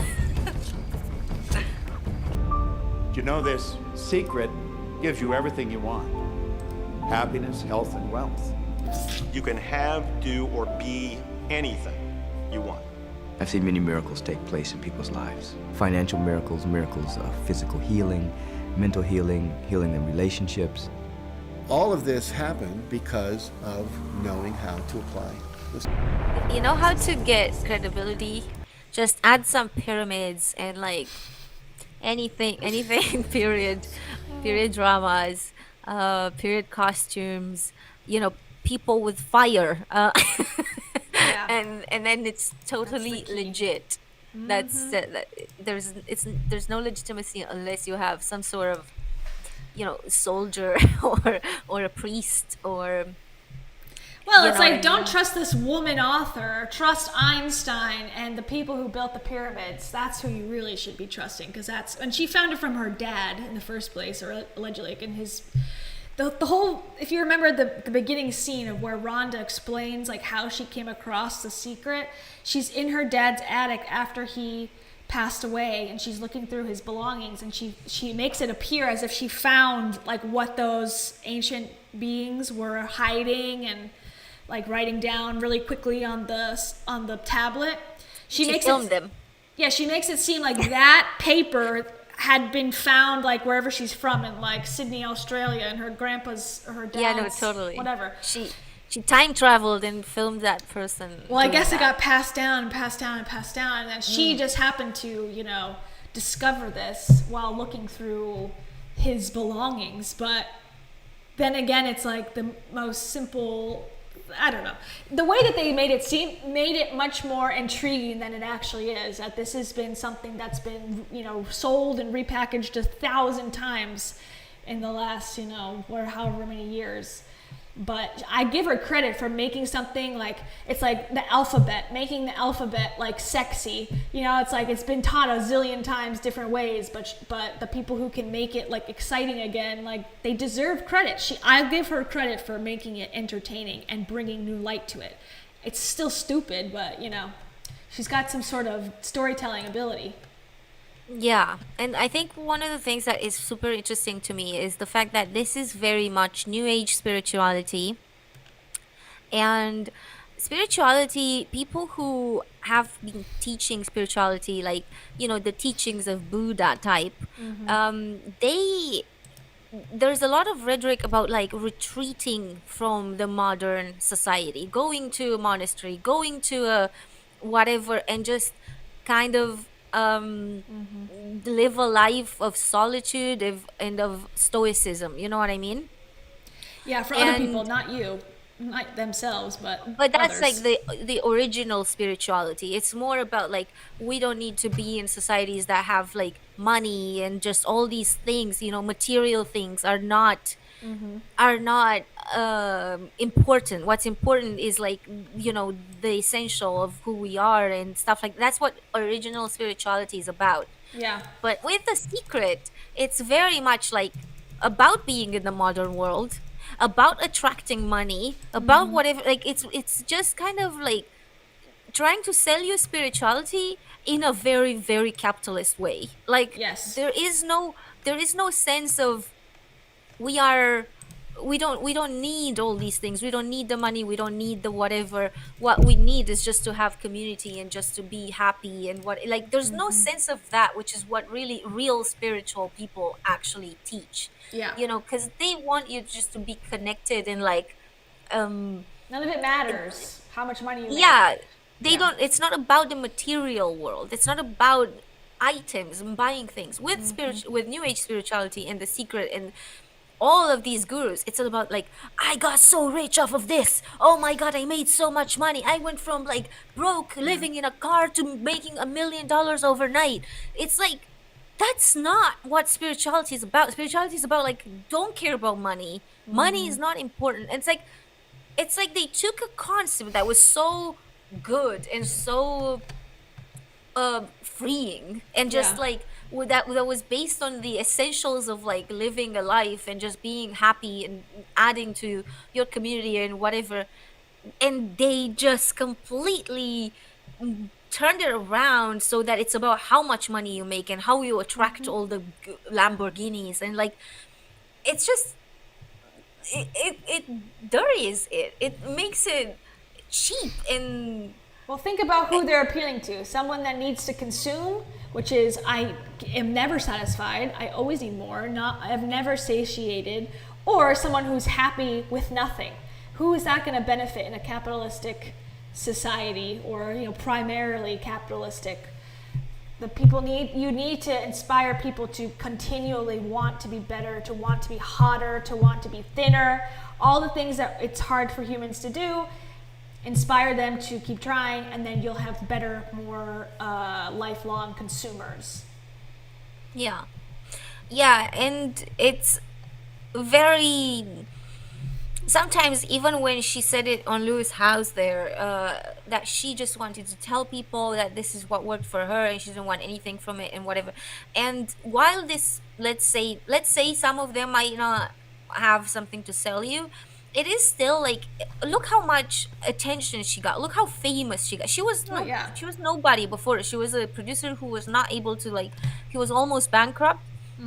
And now she's famous and everyone knows her name and everyone knows her book. So let's say by some miracle she didn't actually make money from this, which I don't, it's impossible to me. Yeah.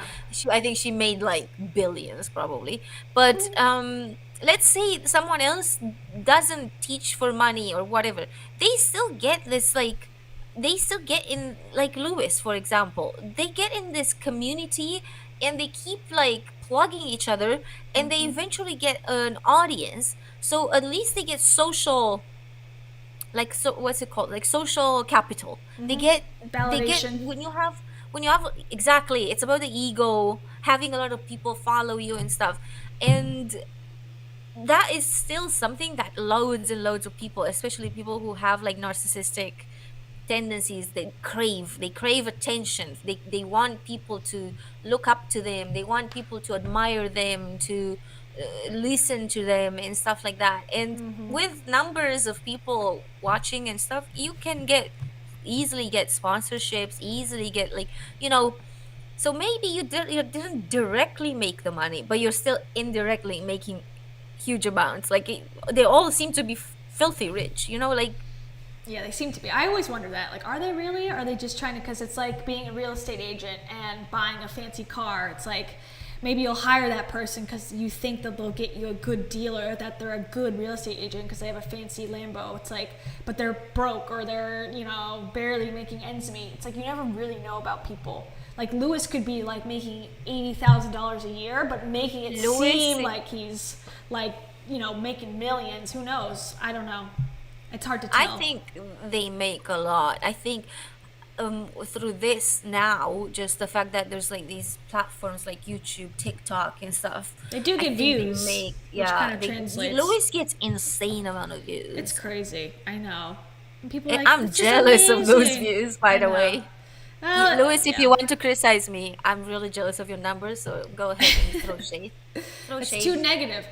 Just want to point out, while I have this up, National Treasure came out in 2004, and The Secret came out in 2006. Coincidence? Wait, what is National Treasure? I've not seen this. Okay, basically it was like very similar to what that intro was for The Secret. It's with Nick Cage, and he's gonna steal the Declaration of Independence because it's got a secret on it, and it's on the back of it or something. I forget. I watched it so long ago. It's like this whole adventure thriller of this person going through history and finding this document, and it's very similar to the style that The Secret was. So, confirmed. But could if be only taken from that. If only The Secret was like that, though, because it's just a bunch of interviews with like very questionable people. Yeah, well, I agree, but the way that the movie was set up was like, yeah, this is what it is, but also this is part of this lore too, that, you know, this tablet was passed down. Yeah. And that brings us to one of the most awful things to have happened as a result of The Secret. One of the people in The Secret in the movie, his name is James Arthur Ray, and I'm sure that this name does ring some bells for you guys. I'm pretty sure you've heard of this name. James Arthur Ray is heavily featured, as far as I know. Yeah, and he was also featured on Oprah. So Oprah is pretty much directly guilty now, because Oprah gave him and Amanda and Rhonda Byrne. Should I play that first? Do you want me to pull the Oprah up first? Yeah. Well, we don't need to play a lot of it, but just a little bit so that we can see the gist. Because the thing is, it's the same stuff. Like, I attracted things in my life and like whatever. But Oprah was the first one to give Rhonda Byrne a platform. Yep. And she also platformed James Arthur Ray. This is pseudoscience, and it's actually damaging. And with James Arthur Ray, we will see why, like how damaging it can be, because it ended up with death. Yeah, multiple deaths. Okay, so this is going to be Oprah introducing Rhonda, and then we'll skip ahead to the James Arthur Ray part 2. So. On this show, this is what I've been trying to do. It is the secret to creating the life you truly want. Make more money, lose weight, fall in love, land your dream job. Isn't that amazing? This is life-changing. I'm ready for that, yeah. Okay, now the choir's going. Jump in, anybody. Find out the secret and see why people everywhere are talking about it. When I heard that for the first time, my eyes watered. Be next. Have you heard about it? This is the secret. In the past few months, talk about this DVD has been spreading around the world. We've heard from people in Europe, in Canada, all the way down under in Australia. I have to tell you, in one day, 6 people told me about this DVD. I mean, and I hadn't heard about it when the first person told me. By the time the 6th person told me, I go, okay, I'm gonna go home, I'm gonna watch it tonight. My guests today believe that once you discover the secret, that you can immediately start creating the life you want, whether it's getting out of debt, whether it's finding a more fulfilling job, even falling in love. They say you can have it all, and in fact, you already hold the power to make that happen. Here's how a woman from Australia stumbled upon what she calls the secret. Stumbled upon, see? I discovered the secret towards the end of 2004. And it was truly the worst time of my life. Everything in my life, just emotionally, physically, financially, everything had fallen apart. My father died suddenly. My mother was just completely grief-stricken. She really didn't want to live. I felt so powerless to help her. I wept and wept and wept, and I didn't want my daughter to see me sobbing. I was just in total despair. And she asked me what was wrong, and I said this and this and this, and she just said, oh, it'll be okay. And then she got a book, and she said, here, Mum, read this. That book was The Science of Getting Rich, written by Wallace Wattles in 1910. Something inside of me had me turn the pages one by one, and I can still remember my tears hitting the pages as I was reading it. It gave me a glimpse of the secret. It was like a flame lit inside of my heart. And with every day since, it's just become a raging fire of wanting to share all of this with the world. I read hundreds of books. I listened to hundreds of hours of audio. I was on the internet in 2.5 weeks. I had traced the secret back through history. Since I discovered the secret, every in 2 weeks. My entire life has changed, and I am It takes me longer to make a video. With no internet. Which is so No fascinating, YouTube because when I watched The Secret, I realized I've always lived by the secret. I didn't know it was a secret. I didn't know it was a secret. Why do you call it The Secret? We really needed marketing to tame contain the knowledge in a couple of words. And the secret is the law of attraction. Okay, so what do you mean by that? The law of attraction I would describe as the most powerful law in the universe. Yeah, okay. Much less than the law of gravity. Tell that to yourself as you jump out of a plane. I believe I will be fine. Okay. Even Murphy's laws are a lot more valid than this. Yeah. Okay, so let's skip ahead. Yeah, I love Andrea's comment. Like, getting rich was on my mind too when I was grieving my father. Like, yeah. My father died, so I read. That's the kind of person she is. Yeah. Okay, here's the whole panel of misfits that they put together for this movie and then invited onto the set of Oprah. So all these people were featured in The Secret in the movie. Center in Los Angeles, where he teaches thousands of faithful followers the path to reaching their highest potential. Okay. So, welcome our panel to the show. This is one of the... There's my boy there. Okay, whoop. That's him. That's him. Okay. That's Lisa Nichols. Let's pause it. Okay, there's James Canfield. We know him. Oh, yes. Zaddy Canfield, as someone said earlier in the comments. Zaddy. He's a rich man. I feel like that's just like for Zelensky. I don't want Zaddy for Canfield. Yeah. Thank I you. mean, for an old man with white hair, he's not unattractive, I suppose, but like, the bar is low. I mean, come on. And this is James Arthur Ray, another. Look at that smile. He's such a good person. He's so tanned and taut for his time. He was the Tony Robbins up and coming protege, basically. Not that he worked with Tony, but I watched James Arthur Ray, the documentary about him after what happened, and people were comparing him like the next Tony. That was his goal, to be just as rich and as successful as him, and he was on his way there. Wait, Tony Robbins was already a thing? Oh, yeah, he was doing this since the 80s, man.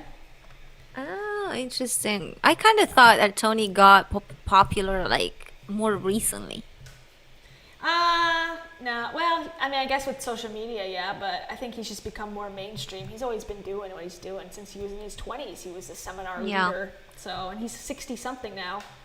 So, 40 years of, you can do it, you can do it. Yeah.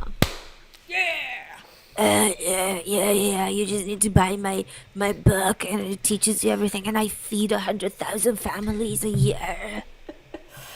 Give me a yes if you believe in me. Yeah. Oh, yeah. Yeah, you have red shoes. You're not suicidal. Who do you hate more, your mother or your father? I knew it. I knew it. That means that you're a bitch if you're a woman. Yeah, you are, Rachel. If you're a man, it's your wife's fault. That's what I learned from Tony. If you're a woman, you suck. If you're a woman, you remind me of my mother. Therefore, shut up, bitch. Okay, sorry. Yeah. That's Tony. That's my impression of Tony Robbins at a seminar. I would say it's pretty accurate, yeah. Yeah. The Me Too movement is just women trying to get attention, like they always do, those bitches. Oh, clearly. Yeah, just look at all the women that try to get attention off of Tony. Yeah, for real. Look the other way. He will have his downfall one day. I'm declaring it. I am manifesting that. It will happen. It's the perfect, true crime story is brewing for him in some way, in some sort of demise. People come out and say this happened, and people actually take it seriously. I think it'll happen one day, perhaps. Oh yeah, I'm pretty sure he has a long trace of things to come out. The slow drip of justice. Yeah. And I think all the NDAs in the world will not stop those people once they figure it out. It's like, I don't want to speculate too much, but I think we'll hear the truth maybe one day, eventually, about what his stuff going on. Because I've heard things, but nothing's been taken mainstreamly serious. But, that happens with a lot of these people who end up in prison or end up, ruining their careers. It's like people have been talking about it for years as an open secret, and then all of a sudden it takes hold, and there you go. Yeah. So, anyways, but for now, we're going to talk about this guy who's already faced his, probably one of his, he's paid some price for, a big price for his behavior. I'll let you teach us. Yeah, so we have here the lovely, gorgeous James Arthur Ray, who was so charming that he got so many people, pretty much like Tony and all these people, he got so many people to buy into his one retreat. Okay, I'm sure there were several, but this was the one that, the retreat of all retreats, like the mother of all retreats, the mother, I don't know how to explain it. This was big, okay? This was so big that it cost $10,000. Yeah. And this happened in Arizona, I think in 2006 or 7, 2009 maybe?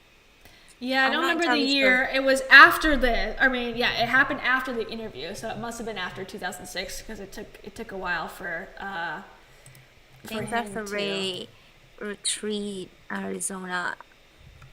In Sedona, which is like notorious. I didn't know this, but I went to Sedona. I didn't know at the time, and I haven't gone back since I learned about Sedona's kind of allure. But a lot of these cults and a lot of these self-help people use Sedona because it's got like a metaphysical lore of vortexes and energy. So that area is very attractive to a lot of these cult leaders and inspirational gurus to do their biddings there. That's very common.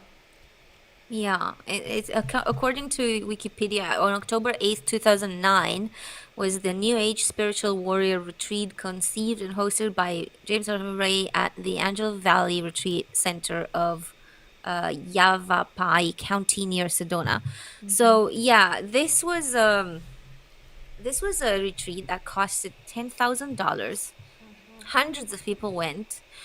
This one person, well, maybe we should just play them. Okay. Let's just play the There's video. There's a full podcast about this on Wondery that I listen to, which is it's called The Guru or Guru on Apple Podcasts and Spotify. It talks about him specifically and what happened. It's very good. It's like a 6 or 7 parter. I highly recommend if you're interested in James Arthur particularly. Tonight is the 2-month anniversary of the Sweat Lodge ceremony inside of this makeshift structure in Sedona, Arizona, in which 3 people died. Is this a result of a shooting or something? No, it was a sweat lodge. A sweat lodge? Yes. Okay. A ceremony led by New Age guru James Ray. There's at least one area of your life where you know you deserve more. A disaster and a falling from grace that has focused a harsh spotlight on the $11 billion a year unregulated self-help industry. Still Since unregulated. the deaths, we've heard very little from any of the survivors or from James Ray himself. But now, an exclusive interview with this former James Ray employee, Melinda Martin, who knows the inner workings of Ray's secretive and lucrative organization, and who was on the scene at the Sweat Lodge.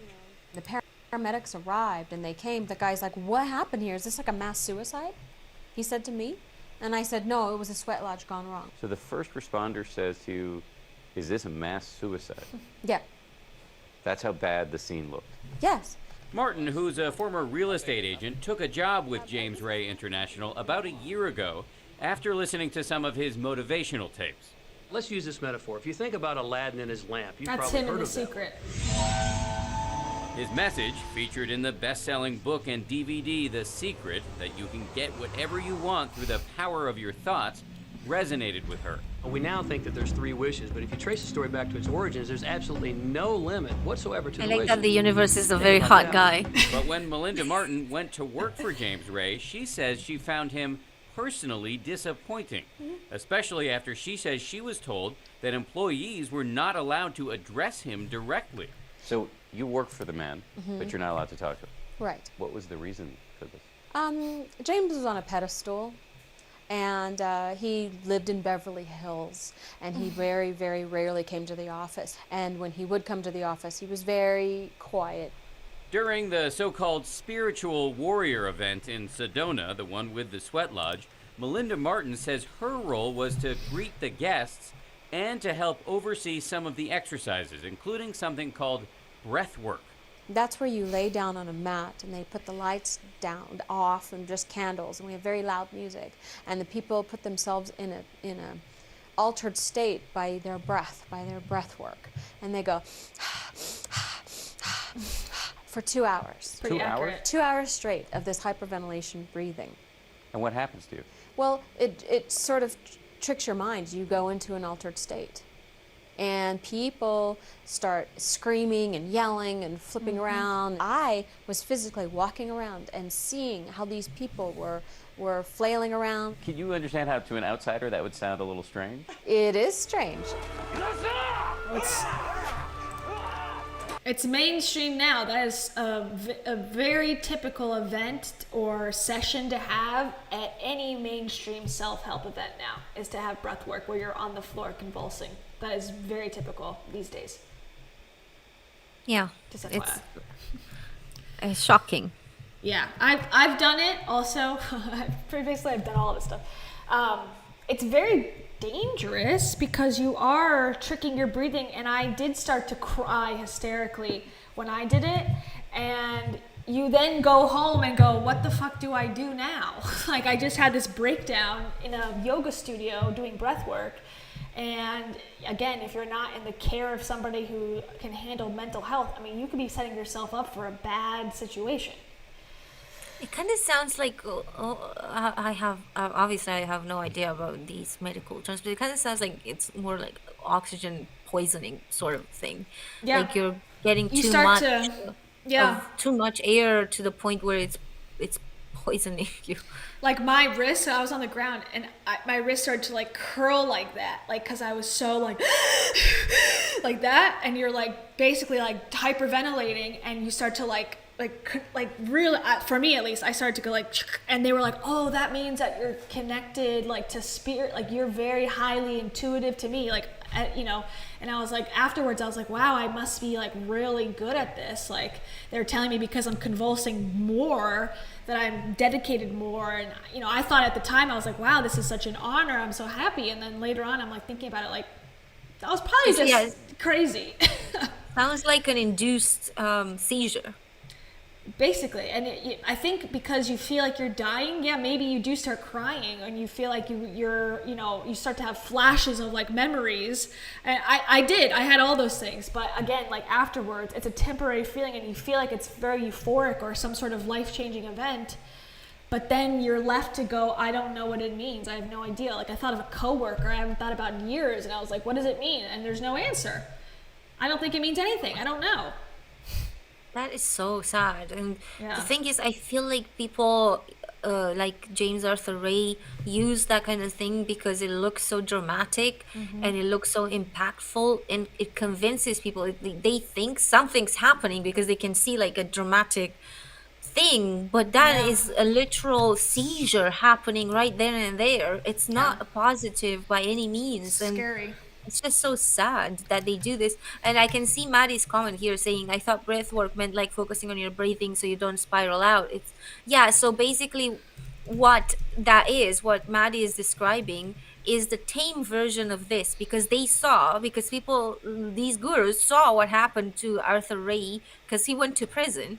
He killed 3 people in that sweat lodge. 3 people literally died. Yeah. And 18 people were hospitalized with burns and respiratory problems and just all sorts of things. They were burnt because it was a sweat lodge, and it was in Arizona, and it was really, really hot. And they also had hot coals inside the lodge. So not only was it hot already because this thing was covering the lodge that was like a plasticky thing, so it makes it like a sauna, more like a steam room inside. So it was like sort of a steam room with hundreds of people inside who didn't have enough air because they had shut the door, and there was also coal burning inside. Like, can you imagine just how dangerous it is? So because this was so dangerous, obviously people died, people went to the hospital and stuff, and James Arthur Ray ended up going to prison. for something like 2 years, by the way. Yeah. Like nothing, for nothing. This is 3 people Yeah. died, yeah, and he went for 2 years. Like, at least it could have been 3, 1 year per person, but no, it was like 18 months or something like that. It was like a year and a half. It was like nothing. And he's back doing the same shit. Maybe not lodges, but he's still doing self-help. Yeah, and because of that, people like that are doing this stuff, they're now just they've toned it down so that they don't go to prison. It's kind of literally like Joe Dispenza would have done this, but he's seen Arthur Ray and is like, okay, so I'm just gonna teach them how to meditate, no breathing. Yeah, this is kind of more quiet. Yeah, it's the sweat lodge thing. It came from, I think, Native American culture, and then because as you said, it was called like spiritual warrior. They said in the podcast, at least, that James Arthur Ray was like, you are strong, like your mind over matter, basically, like you can survive anything. And he made it like almost like a like prove yourself that you're strong. And he told people in the lodge, you're gonna feel like you're gonna die, but that's when you're gonna be most alive, and that's the moment you're gonna choose to, like, live your life to the fullest. And so people did not leave because they thought, this is my spiritual awakening, this is the moment when I'm gonna come alive and like see the truth. And then in actuality they were dying. 3 people died. Yeah, it's terrifying. It was. I saw a video by the mother of the girl, one of the girls who died, and it was just heartbreaking. The only reason I don't put it on is because I think I got copyright claimed on it.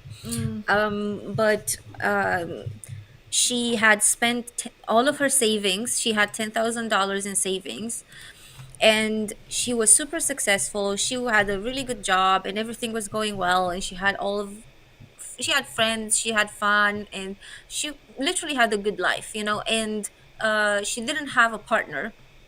And basically, somehow she got sold onto this retreat. So I think her name is Kirsten. And she got sold on this retreat, and she went because basically she just wanted a partner, right? And she thought that she would unlock some sort of, I don't know, trauma, whatever it is that was put in her mind that was holding her back. She was not being held back. She was a beautiful woman, and but she probably just hadn't met the right person at that point. So, but she was essentially tricked onto going to this retreat to like get an even better life. So she spent all of her savings, according to what her mom said, of $10,000 to go to this thing to better her already good life and find a partner. Not in the sense that she would find a partner at the retreat, but in the sense that she thought she would be enlightened or something if she has a block or something like that. And she goes to this retreat and she died. She died in the sweat lodge. That's horrible. Can you imagine, like, if you're not even really wanting to be there in the first place, but then they tell you, push yourself out of your comfort zone, push yourself out of your comfort zone. So you do, and you die. It's like, oh, thanks. Wonderful. Yeah. And that's sad. It's very, this is why things like this are so dangerous. This is why The Secret and the Oprah pushing these pseudoscience and all of these people, like, it seems like a really, I don't know, it seems like it's nothing. It seems like a small thing. They're just teaching you a thing they found out. It just improved their life. Seems like it's nothing until you spend $10,000 and die. It's like, well, I don't know if you heard that part too, but that was part of why people really hated him as well, James Arthur, because, people said, like, you took it too far. And he's like, well, death is not always the end. And that was his response at one point, as if like, well, maybe they wanted to die, because of course they did it to themselves, right? Yeah, there's like life on the other side, and like they were just done like with this life. And that's an excuse too, like, oh, Teal Swan makes a lot. Well, life is ever ever changing, and it's a cycle. So like they just were done with this version. They just wanted to start fresh. So no harm, no foul, not my fault. Right. Well, that's not what the law thought, and that's why Yeah. he went to prison. Yeah. And after all, look how he lived in a system, and the system got him in prison. Can you see how did he not manifest not going to prison? Mm. If he was so powerful and knowledgeable about this law of attraction thing, how did he not manifest, these people not dying? Well, he pled not guilty, but that didn't seem to matter. Yeah, it guess. didn't. Well, actually, I shouldn't say that. Did he? I think maybe he did plead guilty. Maybe that's why it was only 2 years. I take that back. I don't remember. What, did he have a trial? I can't remember. There was a trial, and he went to prison. Okay, so he was found guilty. He was found guilty, but he only stayed something like I think they gave him 2 years because it was like oh gosh, what's the word for that? Like negligence. So it was not intent, basically. So they gave him 2 years. I don't think it's enough. No, absolutely because not. it doesn't. The crazy part is that he still has some devoted followers that still think that he's like the real deal, that, thought like, oh, this experience that he went through was somehow makes him better, more cool. I don't know. That he's still got some followers. Do we know anything about Rhonda Byrne, Oprah, speaking out against this guy once this things came out, once he went to prison? I don't think anything, I've never heard. Yeah, they all just wash their hands and they're not involved. They had nothing to do with it. Well, they had everything to do with it because he was pushed by The Secret and by Oprah. The reason why so many people bought these things, the reason why he had credibility was because of Oprah and Rhonda Byrne and The Secret. I'm sure that he had some following, but it was small and it wasn't a big deal before this. And then The Secret happens, Rhonda Byrne happens, Oprah happens. Suddenly a lot of people will see him on TV. He is charming, he looks good, he's telling him that he can change their lives, and he's able to sell $10,000 of a retreat and put people in a sweat lodge to essentially deliver them to their death. Yep. Well, it was an upsell essentially because he had conferences that were kind of like Tony's conferences or Rachel's conferences that were bigger in a ballroom, just your typical run-of-the-mill, this is my inspirational story, blah, blah, blah. And then while there, he would say, well, if you're really ready to change, join me at Spiritual Warrior. That's where we're really going to do the juicy stuff. And that's where the Sweat Lodge came from and all that. But this is his page now. You can listen to his podcast with his wife. I think whoever he was with before left him, and he met this woman while he was in prison that he's with now, I believe, if I remember correctly. And it's so funny because he's one of those people who it's featured in CNN. It's because you murdered 3 people. Not because you are a guru, but he'll put seen on CNN. It's also seen on the worst. And then this is his new thing, the business of redemption. He's going to take his story, his heartbreaking story of how he was, the underdog after he went to prison, and now he's learned so much, and now he's going to teach you from this thing that he was gifted to learn from spirit and whatever. Yeah, it's pretty bad, you guys, and I think this is why I wanted to talk about it, even though Rhonda Byrne and The Secret are not super relevant at the moment.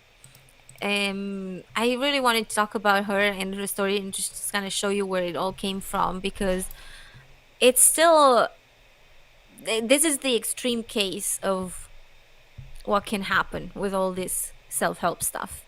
And hopefully it doesn't, and hopefully it's just as it goes as far as some people walking on coal and burning their feet, but at a Tony Robbins event. But unfortunately it is possible. when it's taken too far, it can go really wrong. And so, and that wasn't the only death he's been associated with. He had someone at his bigger conference had committed suicide during the conference.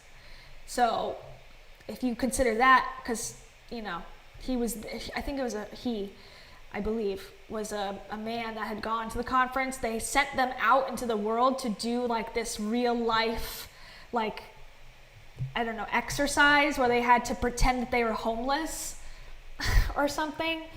And at James Arthur Ray's conference, and the person jumped off like a mall, the second floor of the mall, and like died during this. And they had no ID on them, nothing, because the James Arthur Ray told them all to go out, pretend that they were homeless in the world as an exercise. Oh my God, I did not know about this. This is shocking. Yeah, they talk about it in the podcast. It's in this podcast, he talks about it? No, not on his podcast. On the podcast that covered his whole story called The Guru from Wondery. I'll bring it up. I'll show you what it looks like.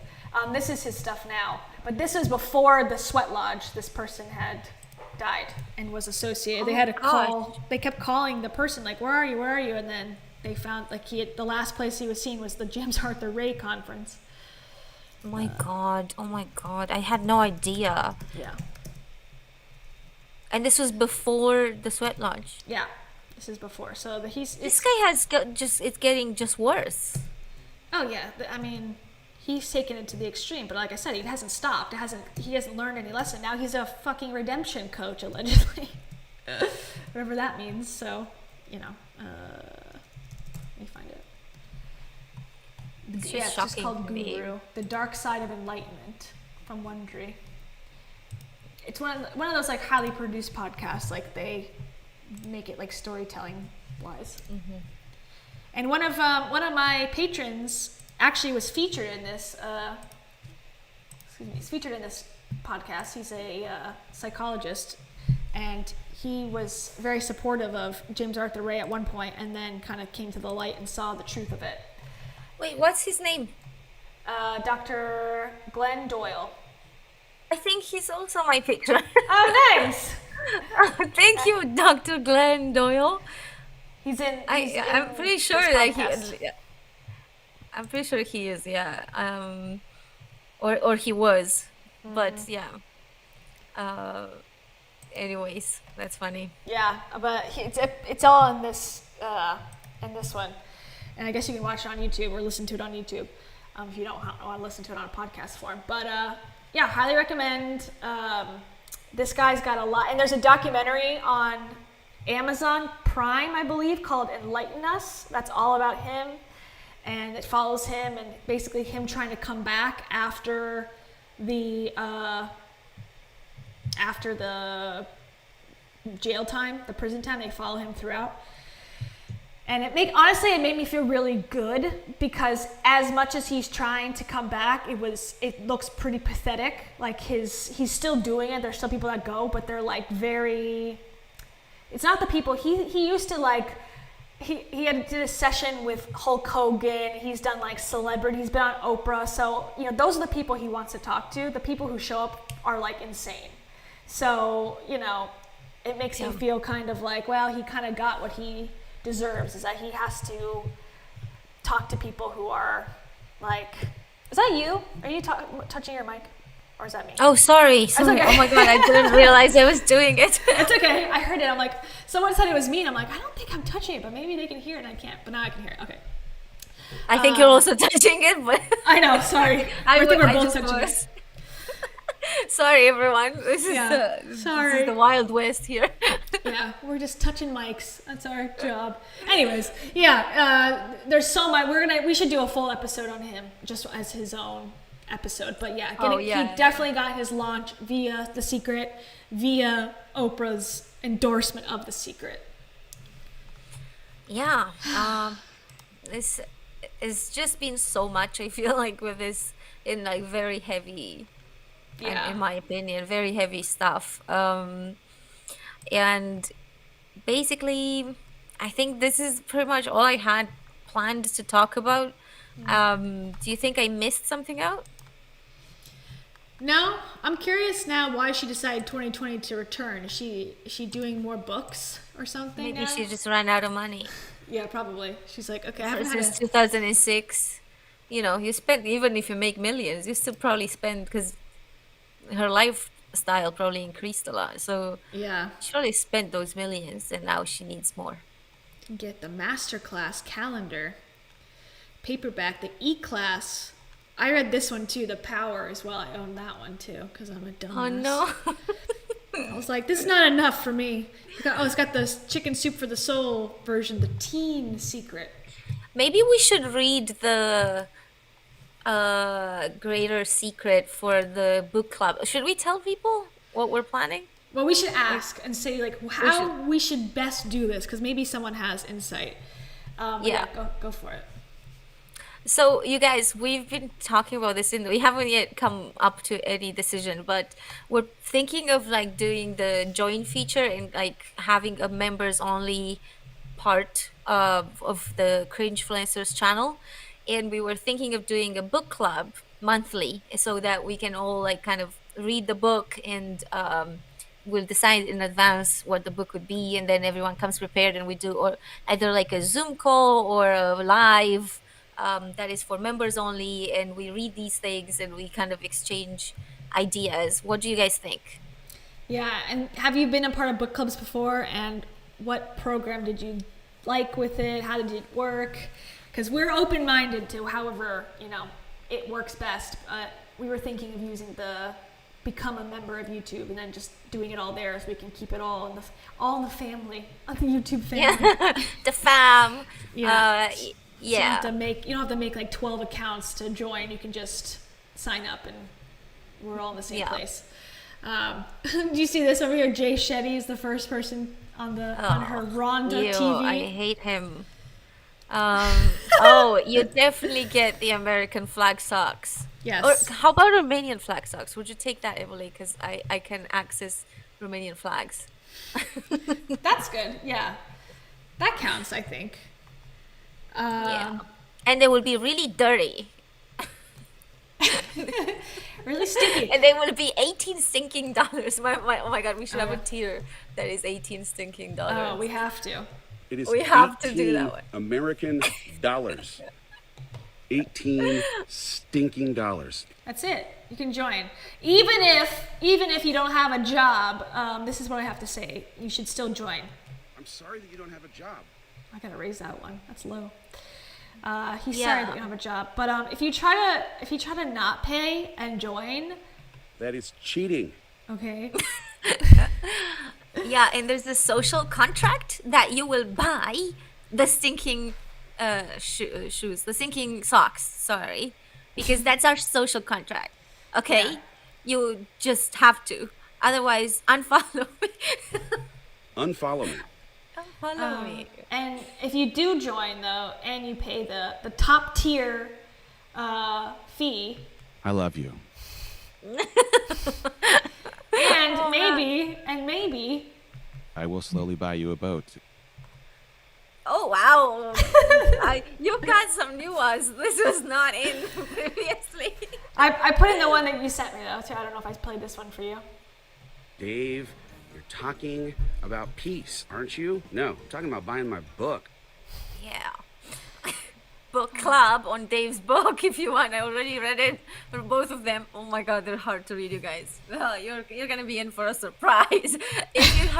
I struggled to read his Instagram post, and then the book was exactly like the Instagram post, and I was like, no, where's the editor? Where's the people making the books? Like, what's their job? I was talking to you about the latest episode of Rise Together, and you were like, oh, you were talking about it. I was like, okay, I'll listen to it too. I could not get through it. I tried so hard. I was like, okay, Cam's listen to this. Like, we could talk about it at some point. I listened to like 10 minutes. I was like, I'm out. I can't. His cadence is. I did a video making fun of it because it was so bad. Like, yeah, it was the way he speaks is so difficult to understand.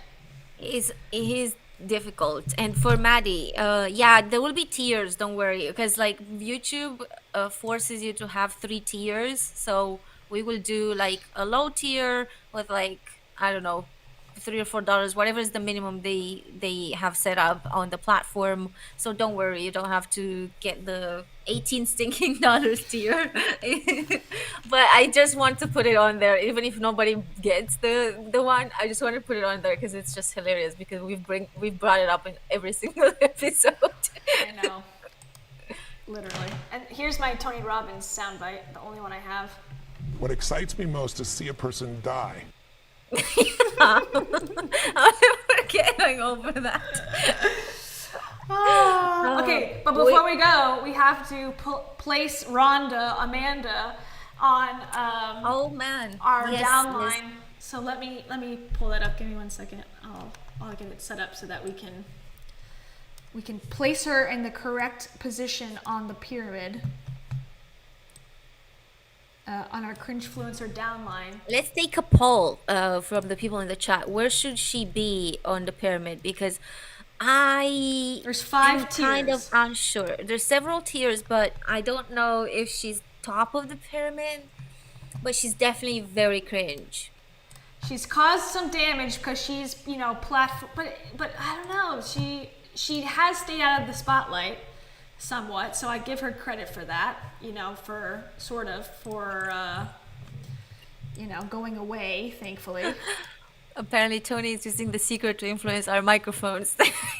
Damn it. He's got a voodoo doll like a microphone, and just like has a little needle. I hate it. I need to get a new microphone, I guess. I've tried several different ways to not have it suck, and here we are. I'm sorry. Oh, same. It's been years and I'm still trying to figure out sound. Like, it's just so difficult. They're so expensive, because I looked into, literally like a few days ago, I looked into like a different microphone, and you have to get like several things that come with it, and they add up very quickly. Like, yeah, it does. I looked at them the other day and I was like, okay, and it's like $700. I'm like, oh my god.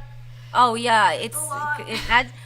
Just because like you think it's just a microphone, and then you're like, oh wait, I can't plug the microphone in, I need this other thing, and it's like it's called a sound adapter, a sound mixer, I don't know, and that's almost more expensive than the microphone. And I just looked into it a few days ago because I was like, I'm sick of having bad sound. Yeah. Oh, you had an issue the other day. I remember you said that it was like sounding really bad. Oh yeah, like one of these recent weeks, I don't remember exactly when, but my microphone just wouldn't take. It was going through the laptop. It was not going through the microphone. So I was like, oh no. But yeah. Oops. Dang, that sucks. Okay.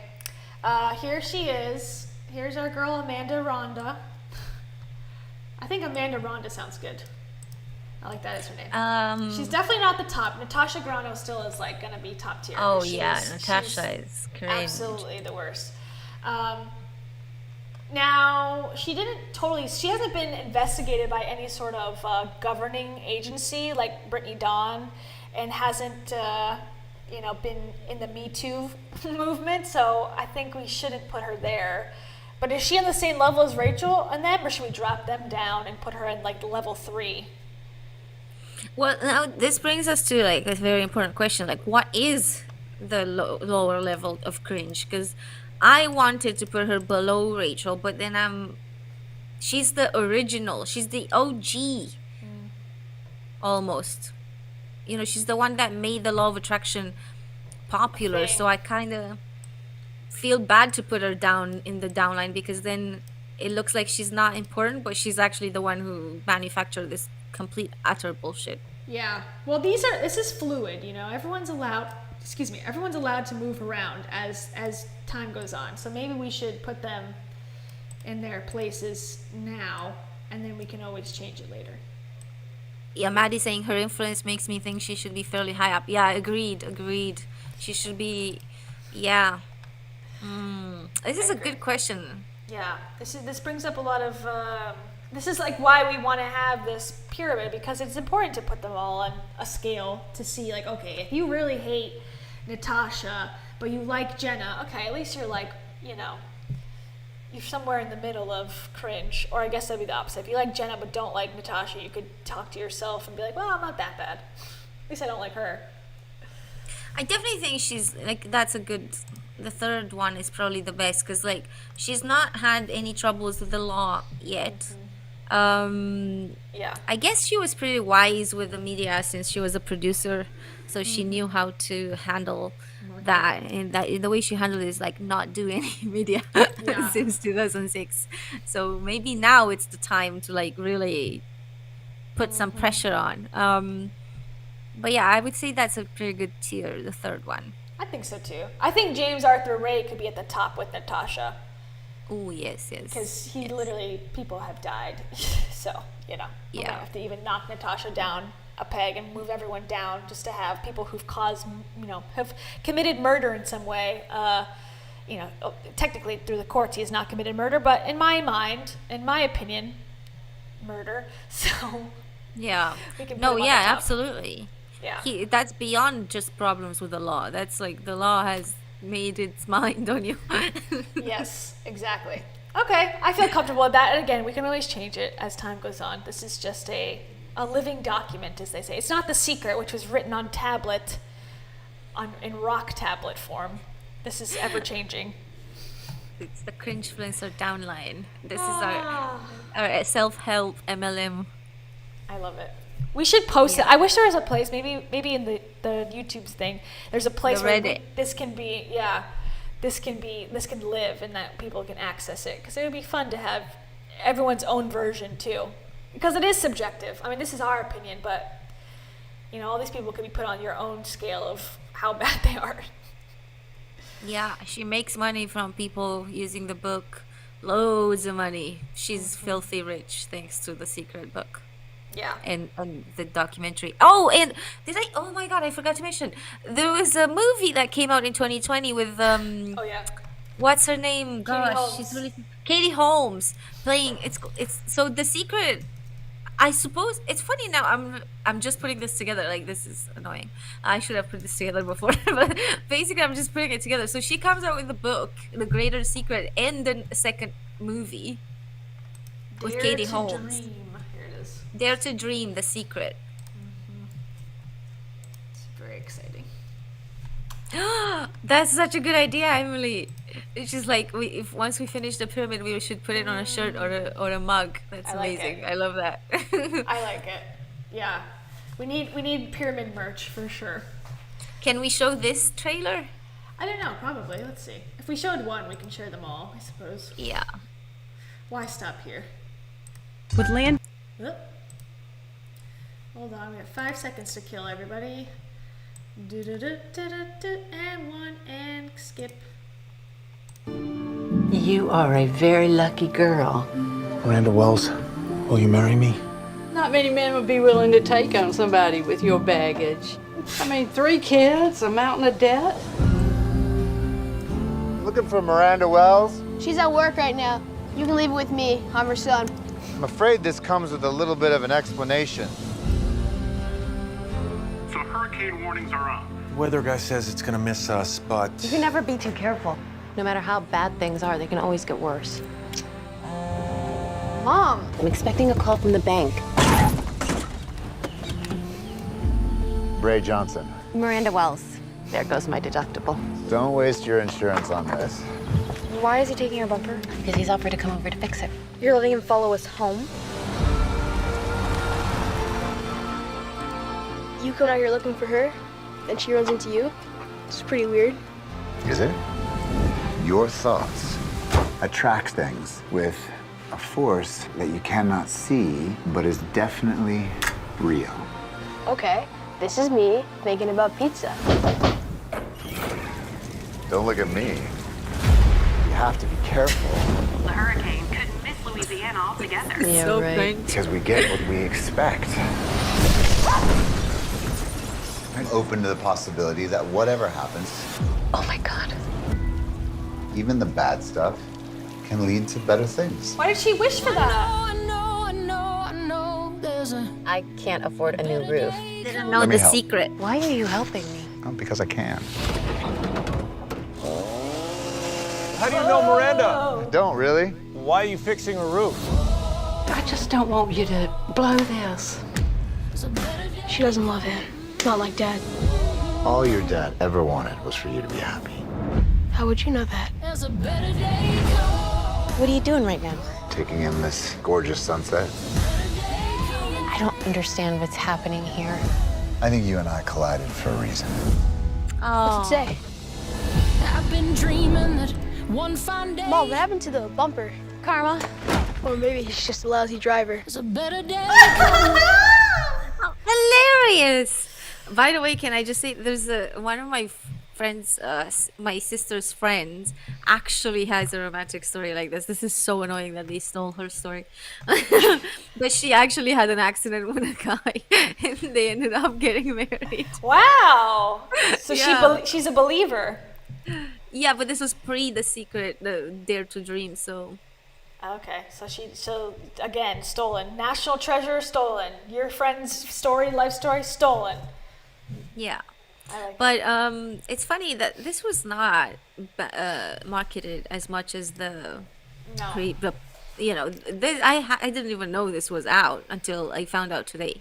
So it's funny, like the Greater Secret and The Secret Dare to Dream, same recipe as before, book and movie, Mhm. and not even like I Not don't even a think a glitch. fraction of the. That's the thing. All this shit is like if lightning strikes once, it's probably once, and you better take it and go away. Cause same thing with Rachel. She had girl wash her face. It was an anomaly, and then she tried to have a company, and then boop, fail. And I think that's what happens. Like you have one book, it's a success. You try to have another, it's very unlikely that it's gonna take off the way that the first one did. Most likely. Yeah, yeah. It's not to say that people shouldn't write more. I just think that Sure. she got arrogant and she started to, do and say things that she shouldn't have. But I think there's loads of people that have released multiple books and writers who are actual writers who Sure. take their time and write for years and come out with a book. And I always anticipate, and I'm like so excited when they come up with something because I read something and it was amazing. And sure, it may not be as good as the one thing that went viral for them, but some writers never have anything go viral, and that's the tragedy sometimes. This is one of the reasons why I hate self-help books, because they are pushed into the media so much, and in the meantime there's like amazing writers that never get the attention, and it kind of makes me sad. Yeah, definitely. And I think, maybe that's the key to happiness. The secret is not to want to go viral every time. It's like finding balance. Like, okay, I had a successful career. I wrote 20 books and they all did pretty okay. Maybe that's Yeah. the key, as opposed to I had one that went, woo, skyrocketed. I was on every show. And then the rest were like, all right. Maybe that's worse ultimately for you and your ego. Yeah, I suppose, because the thing is, at least with Rachel, she just didn't know how to. I don't know. I guess it got to the point where she wanted the numbers, and it wasn't about the writing anymore. Mhm. And I think that's where it just screwed her perception of what's successful. Because instead of being like, oh my God, I sold like 2,000 books, that's amazing. Instead of saying that, Dave was like, what? You haven't bought my book? Like, because their perception suddenly was super screwed, because they're like, well, I should be a bestseller on the New York Times list. It's like, no, actually Forever and ever. that just happened once. It doesn't mean that you Yeah. will get it ever Well, again. that's the thing with manifesting. It's like if it happens once, it's like I did it the right way, and I've been trying to do it the same way every time, and this time it's not working. It's like because it's not a law.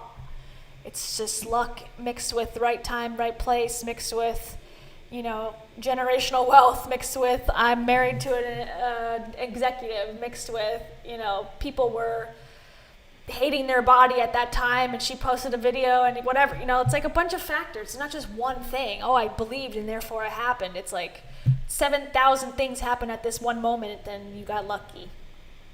Yeah, exactly. And that's something that they will never acknowledge, and that it's just it just so happened that she went viral, because like there's not a viral a sort of recipe for virality. when it happens, it happens. No, but people have tried to go viral so many times and they just can't, because it's not how it works. But basically, that's one of the things I would love for Rachel to admit. I got lucky, and that's it. I'm no expert on your relationship or your life or anything. No, she posted a podcast today, a second one this week, which is rare. Usually it's 2 podcasts a week, a short one and a long one. She posted a new one today, which I was shocked to hear. I listened to it on the way to therapy, and it was from the ClickFunnels event that she just went and did, and it was very much like her new message now is, I was a victim of hustle culture because, and she said this already before multiple times now, but this is her new keynote, is I was a victim of hustle culture because hustle culture told me that I had to be successful and be the best and whatever, as if that wasn't her own message, but okay.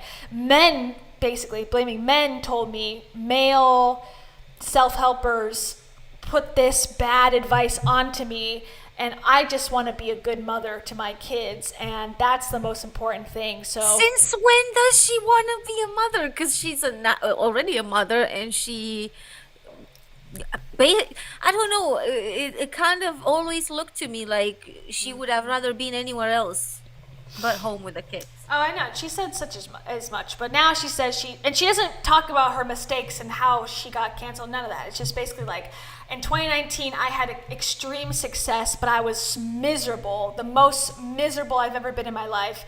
And then through unspoken about things, life lessons that she's learned, she now knows that the key to success is being happy and having time for yourself and balancing your emotional health and your work ethic. That's her new message. Right. Mm-hmm. So what happened to, I wake up at 4 a.m. just to reach the top of the mountain? She said, she even brought that up about the mountain. She goes, you can, and she screams the whole thing. And I found myself like listening to it. I was like, yeah, she's a good speaker. And I'm like, then I thought about it later. I'm like, is she a good speaker, or does she just scream like Tony, and also ask questions like Tony throughout to keep you engaged?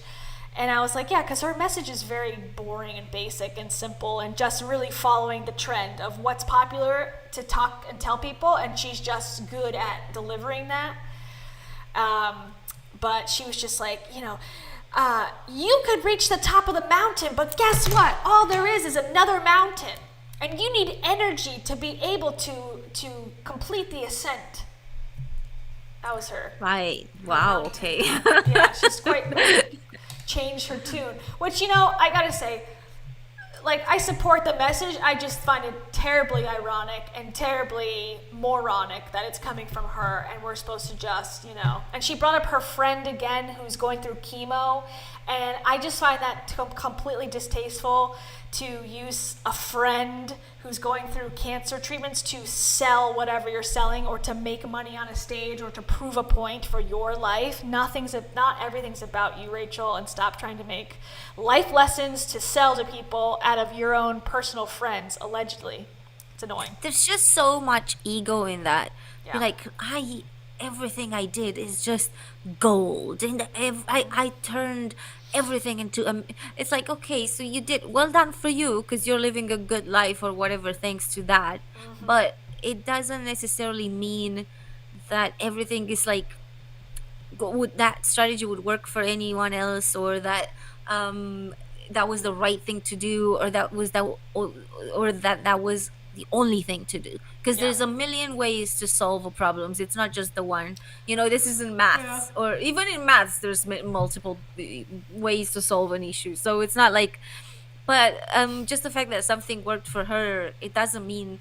And especially Rachel has a very specific personality. It's not a very common personality what she has. You know what I mean? Yeah. At least in my opinion. I think she's just kind of a lot. but I don't think that she is going to manage this pivot. I think I don't even know. I don't care that if she does or doesn't, but I just don't think, because I think she drank the Kool-Aid. I think she's just kind of so into that, and even now with the pivot, she's still trying to do the same thing that she did before, which is give you life lessons and stuff like that. It's like that was popular before. It's no longer like that popular. Yeah. And she's trying to sort of somehow make it still worthwhile, and it's like so sad. It's so sad to watch because it's not going well. It's just her numbers are terrible, like so bad, and I just don't think she makes it seem like it's working. It's going great, and maybe the podcast, she's still got ads. Yeah, she's or not something. fooling anyone. She's not fooling anyone. People can see the 2,000 views. People can see the 13 comments. It's like, I don't know why she does YouTube. I don't know why she spends her time there, to be honest, because it's not worth it. For how many subs she has? She's got 7,000 subs, and yeah, but those people like I've just forgotten to unsubscribe. That's why. Yeah, I guess because no one's watching. Well, she has live. very few viewers. Those are her actual like people still following her. Well, she wants to probably stay relevant, or at least kind of get the possibility in the future of a comeback. But this is honestly super sad to watch.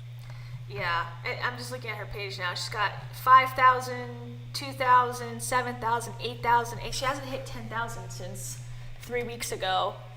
And, like I said, like those numbers are for me, like, oh, that's good for me. But I also have 10,000 subscribers. So yeah, she has like 200,000 almost. Almost, yeah. So it's not like she's not even getting 10,000. It's not even 10%. Like that's very low. Yeah, I wonder too, like, she had to go against her own manifesting of like, I will only speak on my own stages from now on, and now she's, oh God, we're getting like spammers. No, she's like hoping for MLMs to come back to her, but she already fucked that one up. Yeah, that was a like money well, and she fucked it up. Yeah, she made her choice. I mean, I agree with her choice, but no, I agree. I think it's good, but I think in terms of speaking at conferences, that's where it was at, and unless it's her own right. Hi guys. Like, yeah, Oprah's not coming. Is not asking her back. I don't see Grant Cardone inviting Rachel anywhere. Tony Robbins, I don't know. Probably not anymore because Tony Robbins was like, "Oh, you're going through winter." Hey kiddo, hey sweet cheeks, going through a winter season. No worries. Dave Hollis will invite Heidi. So God. Yeah. I don't know. Yeah, I think they're all by the about way, to hit their demise soon. By the way, great find on that hat thing. Oh, and her thing. I know. This is the ClickFunnels that she was. I guess they made it for her because she did the speech. They did her ClickFunnels for her. But for those who didn't see, my live stream about Heidi, this is like a private thing that shows Rachel's upselling and her funnel, her final sell funnel, her thank you funnel, her how they make these marketing videos. Which I'm not against marketing videos, but it's funny that they would be so careless. She's a multi-million-dollar brand, and they have like this back-end Vimeo account that they're just leaving open. It's silly. Yeah, it's pretty sloppy, weird. Yeah, I don't know exactly how that is accessible without a password. Like it's very weird. To me, it shows exactly my prediction is that she's got no employees but like 2 people who are, like helping her run social media and edit videos. But I don't think she's got a team like she makes it seem. Like, a team of strategic people who are helping her run this business. I think she's like floundering on her own a little bit. Yeah. I don't know. It's a fall from grace like I've rarely witnessed, Yeah. The Rachel Hollis saga. But and the Dave Hollis saga too. Yeah, they both have fallen from their pedestal. But oh well. Yeah. I mean, I'm glad that there's fewer damaging messages into all of these platforms thanks to all these things. I'm really glad because I feel like there's just too many of them. They need to start going away. Or at least producing something of value other than like, you can do it. Believe in yourself, ladies. Yeah. Like, let's Here's have a little... $700 worth of a course where I'm going to just tell you that you can. It's like, I know I can. That's why I bought the course. It's like, tell me how. Oh, no. Yeah. I don't know. It's like, oh, you want to know how? Oh, I have no idea. Sorry. It's your life, bitch. Yeah. You can figure it out. Also, why did I pay the money? Okay, we're going to that territory where we're like drifting off, so we should probably call it. But this was great. Thank you everyone for staying with us. Yes, we appreciate it. Let's announce. Can we announce that we're doing a different day? Also Yes. Next week? Okay, Yeah. so this is my fault once again. Don't blame Cam. That I have a work thing on Thursday, so we're gonna switch and do Tuesday stream at noon. Also, so next week, instead of Tuesday, scrap that. Instead of Thursday next week, it's gonna be on Tuesday at 12, and it'll be a topic that I choose, and we'll announce we'll decide this week, and we'll announce it before the beginning of the week next week, so you'll know what's coming up. Yeah. So Tuesday 12, right? Probably. Eastern Standard, so if you're in New York, East Coast American time, that's the time. Yeah, so we'll see you guys then. Yes. And then the next week, hopefully, go back to Thursday. But that will be my week, so it depends on my exams because I'm like currently having loads. But thank you so much for being with us. Love and light. Love and All light. of the love and light. Just believe, everybody. Just believe, and you'll find everything you want. Everything. Forever. Yeah, of course.